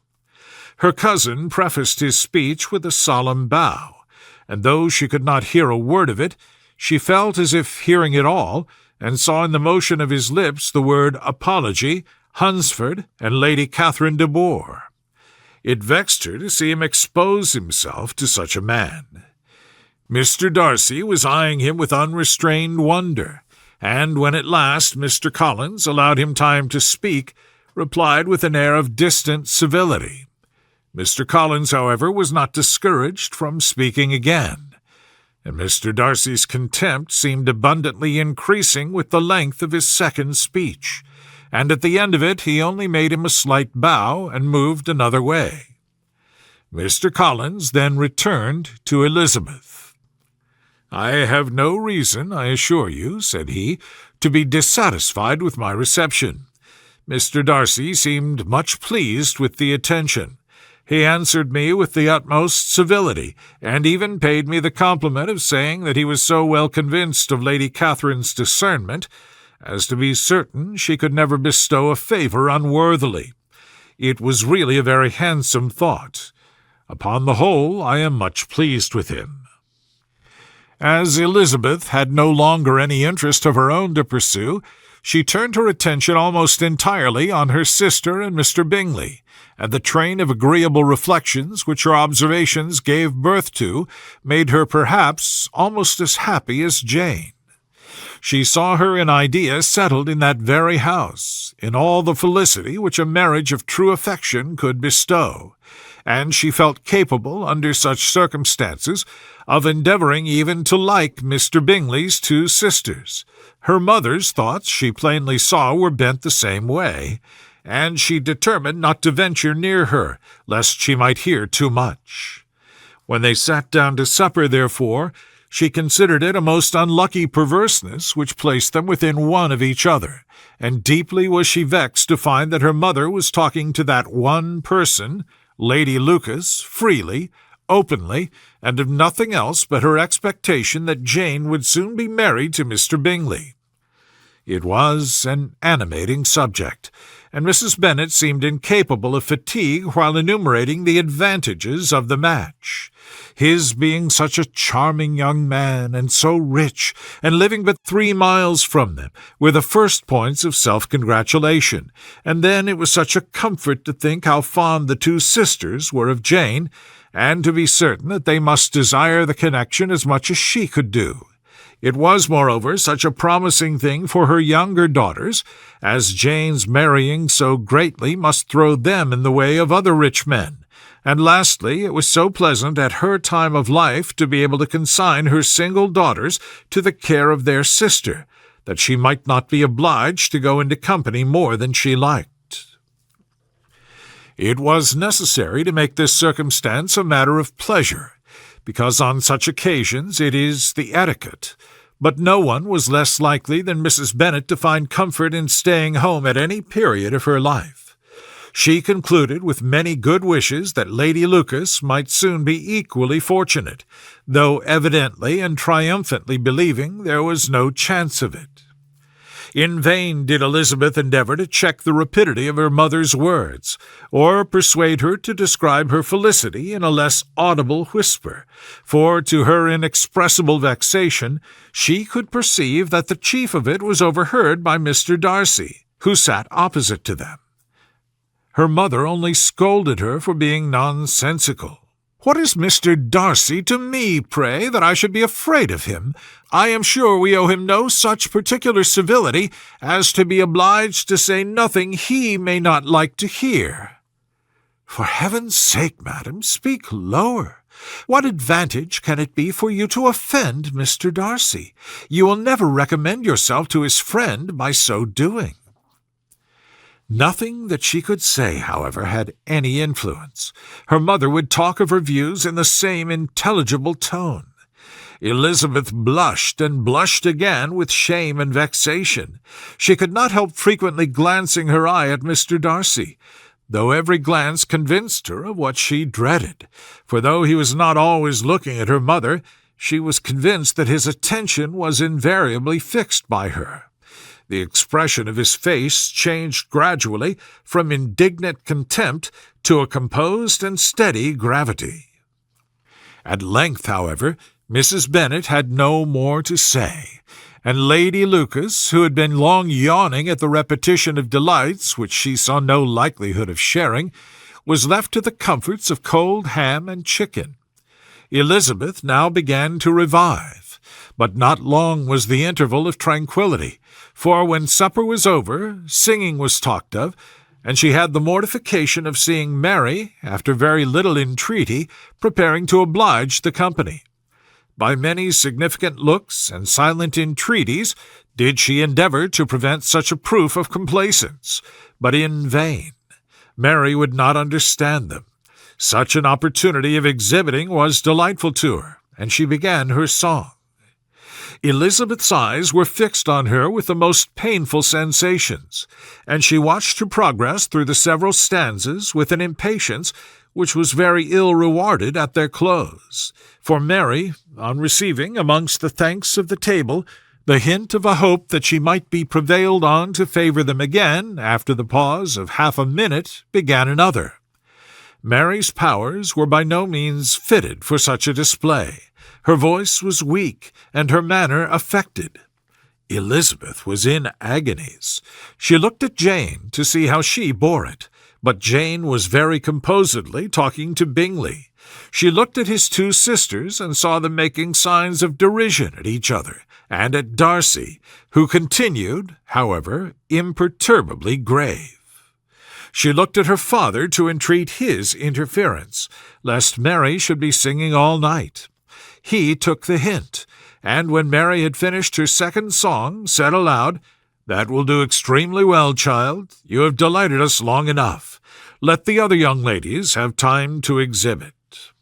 Mary, though pretending not to hear, was somewhat disconcerted, and Elizabeth, sorry for her, and sorry for her father's speech, was afraid her anxiety had done no good. Others of the party were now applied to.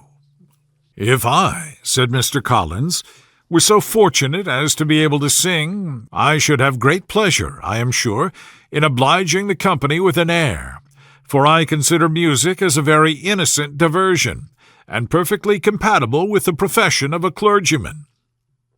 I do not mean, however, to assert that we can be justified in devoting too much of our time to music, for there are certainly other things to be attended to. The rector of a parish has much to do. In the first place, he must make such an agreement for tithes as may be beneficial to himself and not offensive to his patron. He must write his own sermons, and the time that remains will not be too much for his parish duties, and the care and improvement of his dwelling, which he cannot be excused from making as comfortable as possible. And I do not think it of light importance that he should have attentive and conciliatory manner towards everybody, especially towards those to whom he owes his preferment. I cannot acquit him of that duty, nor could I think well of the man who should omit an occasion of testifying his respect towards anybody connected with the family." And with a bow to Mr. Darcy he concluded his speech, which had been spoken so loud as to be heard by half the room. Many stared, many smiled, but no one looked more amused than Mr. Bennet himself, while his wife seriously commended Mr. Collins for having spoken so sensibly, and observed in a half-whisper to Lady Lucas that he was a remarkably clever, good kind of young man.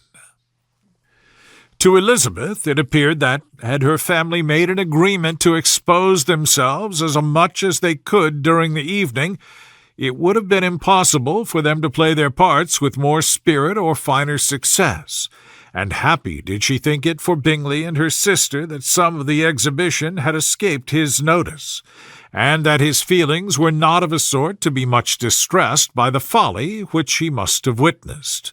That his two sisters and Mr. Darcy, however, should have such an opportunity of ridiculing her relations was bad enough, and she could not determine whether the silent contempt of the gentlemen or the insolent smiles of the ladies were more intolerable. The rest of the evening brought her little amusement. She was teased by Mr. Collins, who continued most perseveringly by her side, and though he could not prevail on her to dance with him again, put it out of her power to dance with others. In vain did she entreat him to stand up with somebody else, and offer to introduce him to any young lady in the room. He assured her that as to dancing, he was perfectly indifferent to it, that his chief object was by delicate attentions to recommend himself to her, and that he should therefore make a point of remaining close to her the whole evening. There was no arguing upon such a project. She owed her greatest relief to her friend Miss Lucas, who often joined them, and good-naturedly engaged Mr. Collins' conversation to herself. She was at least free from the offence of Mr. Darcy's further notice. Though often standing within a very short distance of her, quite disengaged, he never came near enough to speak. She felt it to be the probable consequence of her allusions to Mr. Wickham, and rejoiced in it. The Longbourn party were the last of all the company to depart, and by a manoeuvre of Mrs. Bennet had to wait for their carriage a quarter of an hour after everybody else was gone, which gave them time to see how heartily they were wished away by some of the family. Mrs. Hurst and her sisters scarcely opened their mouths, except to complain of fatigue, and were evidently impatient to have the house to themselves. They repulsed every attempt of Mrs. Bennet at conversation, and by so doing threw a languor over the whole party, which was very little relieved by the long speeches of Mr. Collins, who was complimenting Mr. Bingley and his sisters on the elegance of their entertainment, and the hospitality and politeness which had marked their behavior to their guests. Darcy said nothing at all. Mr. Bennet, in equal silence, was enjoying the scene. Mr. Bingley and Jane were standing together, a little detached from the rest, and talked only to each other. Elizabeth preserved as steady a silence as either Mrs. Hurst or Miss Bingley, and even Lydia was too much fatigued to utter more than the occasional exclamation of, "Lord, how tired I am!" accompanied by a violent yawn. When at last they arose to take leave, Mrs. Bennet was most pressingly civil in her hope of seeing the whole family soon at Longbourn, and addressed herself especially to Mr. Bingley, to assure him how happy he would make them by eating a family dinner with them at any time, without the ceremony of a formal invitation.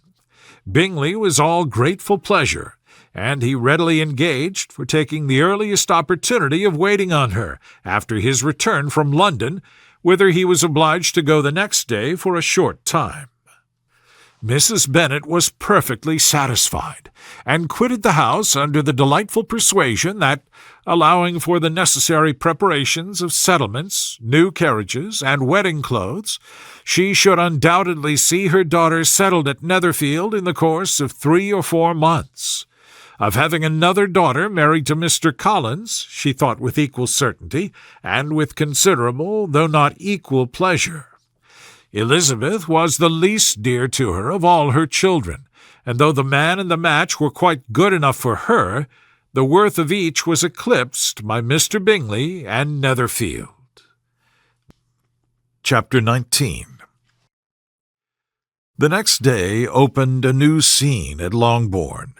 Mr. Collins made his declaration in form, having resolved to do it without loss of time, as his leave of absence extended only to the following Saturday, and having no feelings of diffidence to make it distressing to himself even at the moment, he set about it in a very orderly manner, with all the observances which he supposed a regular part of the business. On finding Mrs. Bennet, Elizabeth, and one of the younger girls together, soon after breakfast, he addressed the mother in these words: "May I hope, madam, for your interest with your fair daughter Elizabeth, when I solicit for the honor of a private audience with her in the course of this morning?" Before Elizabeth had time for anything but a blush of surprise, Mrs. Bennet answered instantly, "Oh, dear, yes, certainly. I am sure Lizzie will be very happy. I am sure she can have no objection.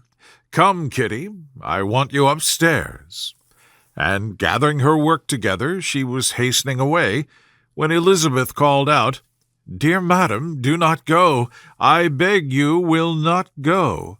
Mr. Collins must excuse me. He can have nothing to say to me that anybody need not hear. I am going away myself." "No, no, nonsense, Lizzie. I desire you to stay where you are." And upon Elizabeth seeming really, with vexed and embarrassed looks, about to escape, she added, "Lizzie, I insist upon your staying and hearing Mr. Collins." Elizabeth would not oppose such an injunction, and a moment's consideration making her also sensible that it would be wisest to get it over as soon and as quietly as possible, she sat down again and tried to conceal by incessant employment the feelings which were divided between distress and diversion.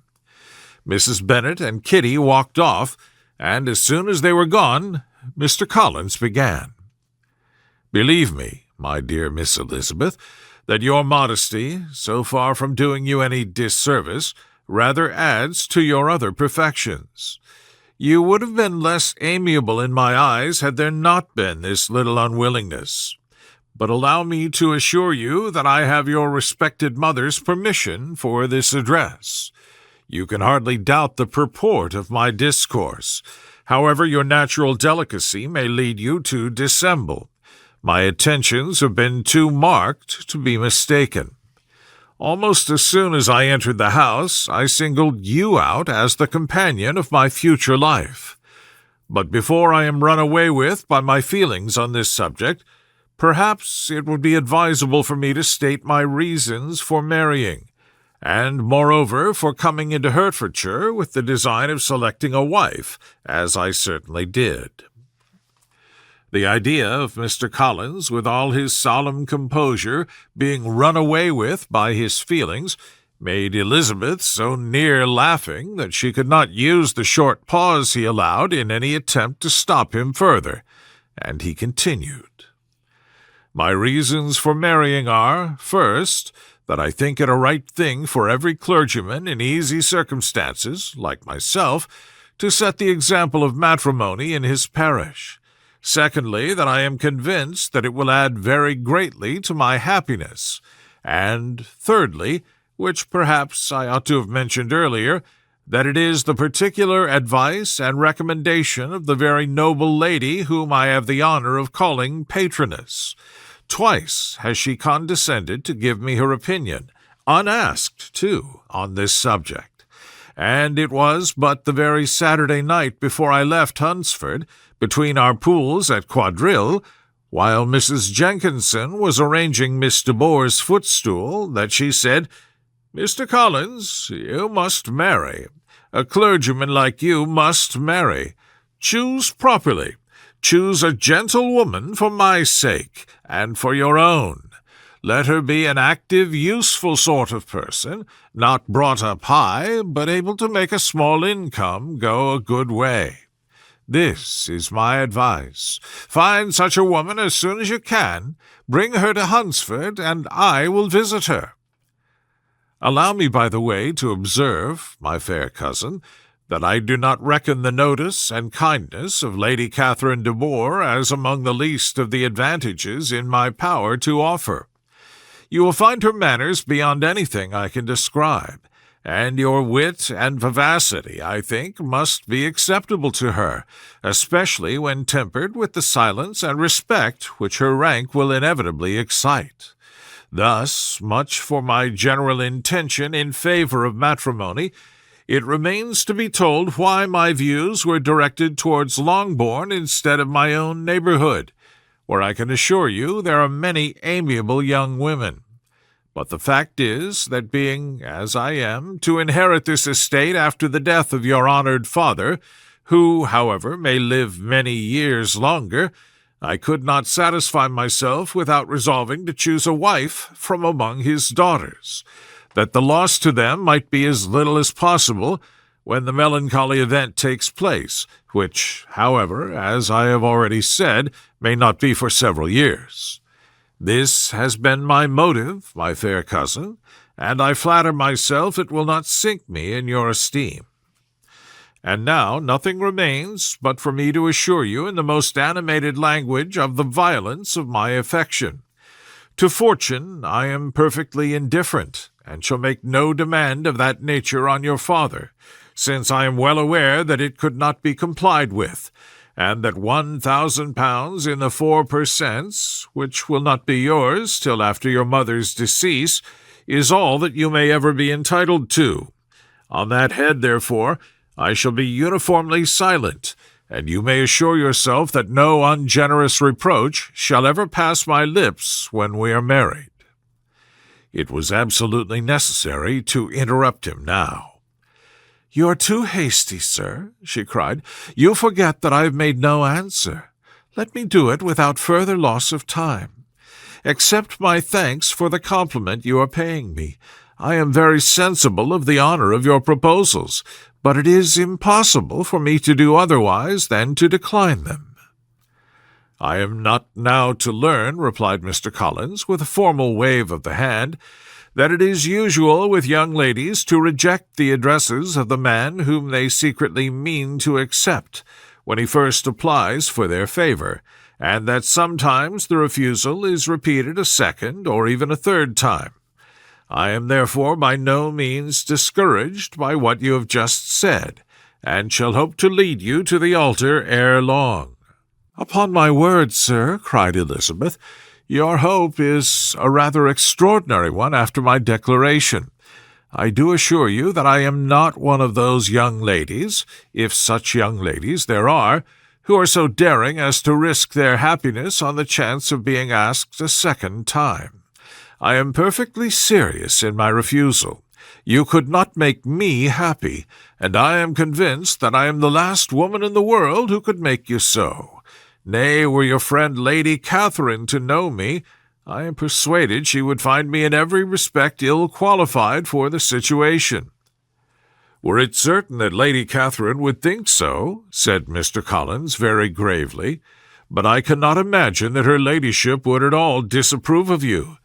And you may be certain, when I have the honor of seeing her again, I shall speak in the very highest terms of your modesty, economy, and other amiable qualification." "Indeed, Mr. Collins, all praise of me will be unnecessary. You must give me leave to judge for myself, and pay me the compliment of believing what I say. I wish you very happy and very rich, and by refusing your hand do all in my power to prevent your being otherwise. In making me the offer, you must have satisfied the delicacy of your feelings with regard to my family, and may take possession of Longbourn estate whenever it falls, without any self-reproach. This matter may be considered, therefore, as finally settled." And, rising as she thus spoke, she would have quitted the room, had Mr. Collins not thus addressed her. "When I do myself the honor of speaking to you next on the subject, I shall hope to receive a more favorable answer than you have now given me, though I am far from accusing you of cruelty at present, because I know it to be the established custom of your sex to reject a man on the first application, and perhaps you have even now said as much to encourage my suit as would be consistent with the true delicacy of the female character." "Really, Mr. Collins," cried Elizabeth with some warmth, "you puzzle me exceedingly. If what I have hitherto said can appear to you in the form of encouragement, I know not how to express my refusal in such a way as to convince you of its being one." "You must give me leave to flatter myself, my dear cousin, that your refusal of my addresses is merely words, of course. My reasons for believing it are briefly these. It does not appear that my hand is unworthy your acceptance, or that the establishment I can offer would be any other than highly desirable. My situation in life, my connections with the family of de Bour, and my relationship to your own are circumstances highly in my favor, and you should take it into further consideration that in spite of your manifold attractions, it is by no means certain that another offer of marriage may ever be made you. Your portion is unhappily so small that it will in all likelihood undo the effects of your loveliness and amiable qualifications. As I must therefore conclude that you are not serious in your rejection of me, I shall choose to attribute it to your wish of increasing my love by suspense, according to the usual practice of elegant females. I do assure you, sir, that I have no pretensions whatever to that kind of elegance which consists in tormenting a respectable man. I would rather be paid the compliment of being believed sincere. I thank you again and again for the honor you have done me in your proposals, but to accept them is absolutely impossible. My feelings in every respect forbid it. Can I speak plainer? Do not consider me now as an elegant female intending to plague you, but as a rational creature speaking the truth from her heart. You are uniformly charming, cried he, with an air of awkward gallantry, and I am persuaded that when sanctioned by the express authority of both your excellent parents, my proposals will not fail of being acceptable. To such perseverance in wilful self-deception, Elizabeth would make no reply, and immediately and in silence withdrew, determined, if he persisted in considering her repeated refusals as flattering encouragement, to apply to her father, whose negative might be uttered in such a manner as to be decisive, and whose behavior at least could not be mistaken for the affectation and coquetry of an elegant female. Chapter 20. Mr. Collins was not left long to the silent contemplation of his successful love, for Mrs. Bennet, having dawdled about in the vestibule to watch for the end of the conference, no sooner saw Elizabeth open the door and with quick step pass her towards the staircase than she entered the breakfast-room and congratulated both himself and herself in warm terms on the happy prospect or their nearer connection. Mr. Collins received and returned these felicitations with equal pleasure, and then proceeded to relate the particulars of their interview, with the result of which he trusted he had every reason to be satisfied, since the refusal which his cousin had steadfastly given him would naturally flow from her bashful modesty and the genuine delicacy of her character. This information, however, startled Mrs. Bennet.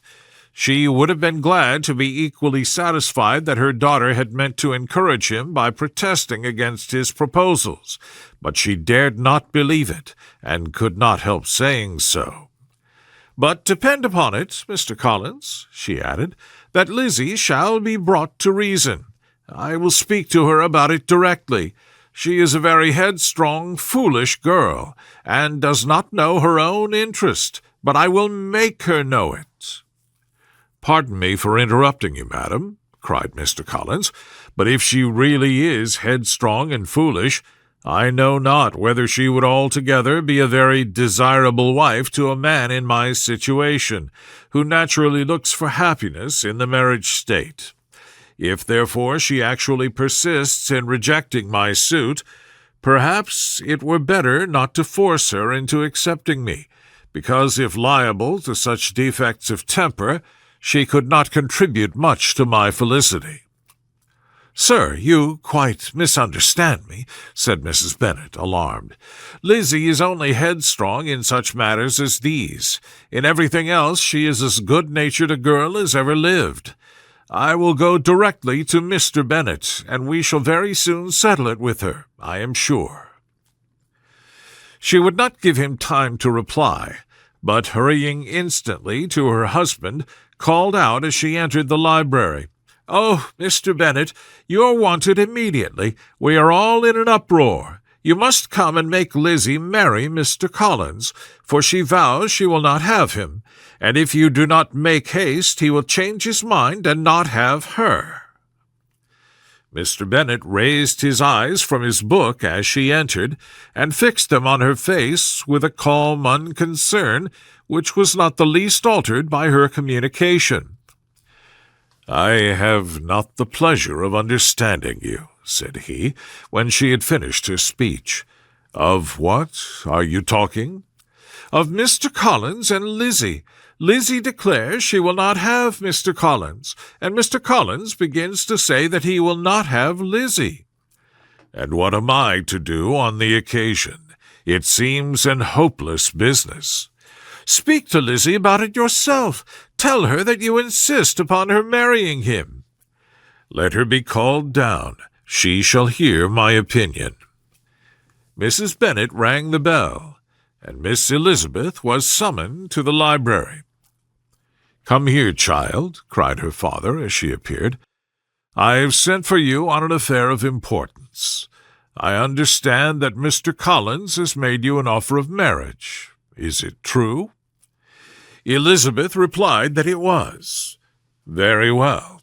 And this offer of marriage you have refused?" "I have, sir." "Very well. We now come to the point. Your mother insists upon your accepting it. Is it not so, Mrs. Bennet?" "Yes, or I will never see her again." "An unhappy alternative is before you, Elizabeth. From this day you must be a stranger to one of your parents. Your mother will never see you again if you do not marry Mr. Collins, and I will never see you again if you do." Elizabeth could not but smile at such a conclusion of such a beginning, but Mrs. Bennet, who had persuaded herself that her husband regarded the affair as she wished, was excessively disappointed. "What do you mean, Mr. Bennet, in talking this way? You promised me to insist upon her marrying him." "My dear," replied her husband, "I have two small favors to request. First, that you will allow me the free use of my understanding on the present occasion, and secondly, of my room. I shall be glad to have the library to myself as soon as may be." Not yet, however, in spite of her disappointment in her husband, did Mrs. Bennet give up the point. She talked to Elizabeth again and again, coaxed and threatened her by turns. She endeavored to secure Jane in her interest, but Jane, with all possible mildness, declined interfering, and Elizabeth, sometimes with real earnestness, and sometimes with playful gaiety, replied to her attacks. Though her manner varied, however, her determination never did. Mr. Collins, meanwhile, was meditating in solitude on what had passed. He thought too well of himself to comprehend on what motives his cousin could refuse him, and, though his pride was hurt, he suffered in no other way. His regard for her was quite imaginary, and the possibility of her deserving her mother's reproach prevented his feeling any regret. While the family were in this confusion, Charlotte Lucas came to spend the day with them. She was met in the vestibule by Lydia, who, flying to her, cried in a half-whisper, "I am glad you are come, for there is such fun here. What do you think has happened this morning? Mr. Collins has made an offer to Lizzie, and she will not have him." Charlotte hardly had time to answer before they were joined by Kitty, who came to tell the same news, and no sooner had they entered the breakfast-room, where Mrs. Bennet was alone, than she likewise began on the subject, calling on Miss Lucas for her compassion, and entreating her to persuade her friend Lizzie to comply with the wishes of all her family. "Pray do, my dear Miss Lucas," she added in a melancholy tone, "for nobody is on my side. Nobody takes part with me. I am cruelly used. Nobody feels for my poor nerves." Charlotte's reply was spared by the entrance of Jane and Elizabeth. "Ay, there she comes," continued Mrs. Bennet, "looking as unconcerned as may be, and caring no more for us than if we were at York, provided she can have her own way. But I tell you, Miss Lizzie, if you take it into your head to go on refusing every offer of marriage in this way, you will never get a husband at all, and I am sure I do not know who is to maintain you when your father is dead. I shall not be able to keep you, And so I warn you, I have done with you from this very day, that I should never speak to you again, and you will find me as good as my word. I have no pleasure in talking to undutiful children. Not that I have much pleasure indeed in talking to anybody. People who suffer as I do from nervous complaints can have no great inclination for talking. Nobody can tell what I suffer, but it is always so. Those who do not complain are never pitied." Her daughters listened in silence to this effusion, sensible that any attempt to reason with her or soothe her would only increase the irritation. She talked on, therefore, without interruption from any of them, till they were joined by Mr. Collins, who entered the room with an air more stately than usual, and on perceiving whom, she said to the girls, "Now I do insist upon it that you, all of you, hold your tongues, and let me and Mr. Collins have a little conversation together." Elizabeth passed quietly out of the room. Jane and Kitty followed, but Lydia stood her ground, determined to hear all she could, and Charlotte, detained first by the civility of Mr. Collins, whose inquiries after herself and all her family were very minute, and then by little curiosity, satisfied herself with walking to the window and pretending not to hear. In a doleful voice, Mrs. Bennet began the projected conversation. "Oh, Mr. Collins!"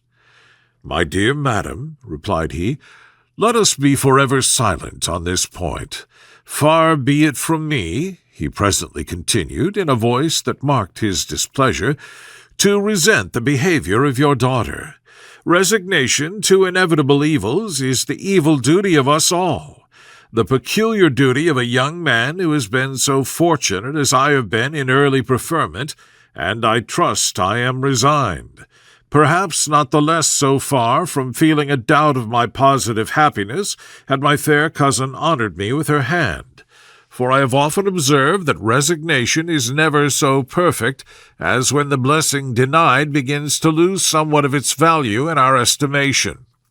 You will not, I hope, consider me as showing any disrespect to your family, my dear madam, by thus withdrawing my pretensions to your daughter's favour, without having paid yourself and Mr. Bennet the compliment of requesting you to interpose your authority in my behalf. My conduct may, I fear, be objectionable in having accepted my dismission from your daughter's lips instead of your own, but we are all liable to error. I have certainly meant well through the whole affair.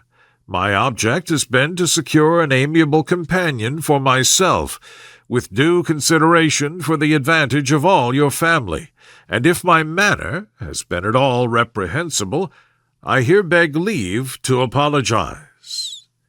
The End.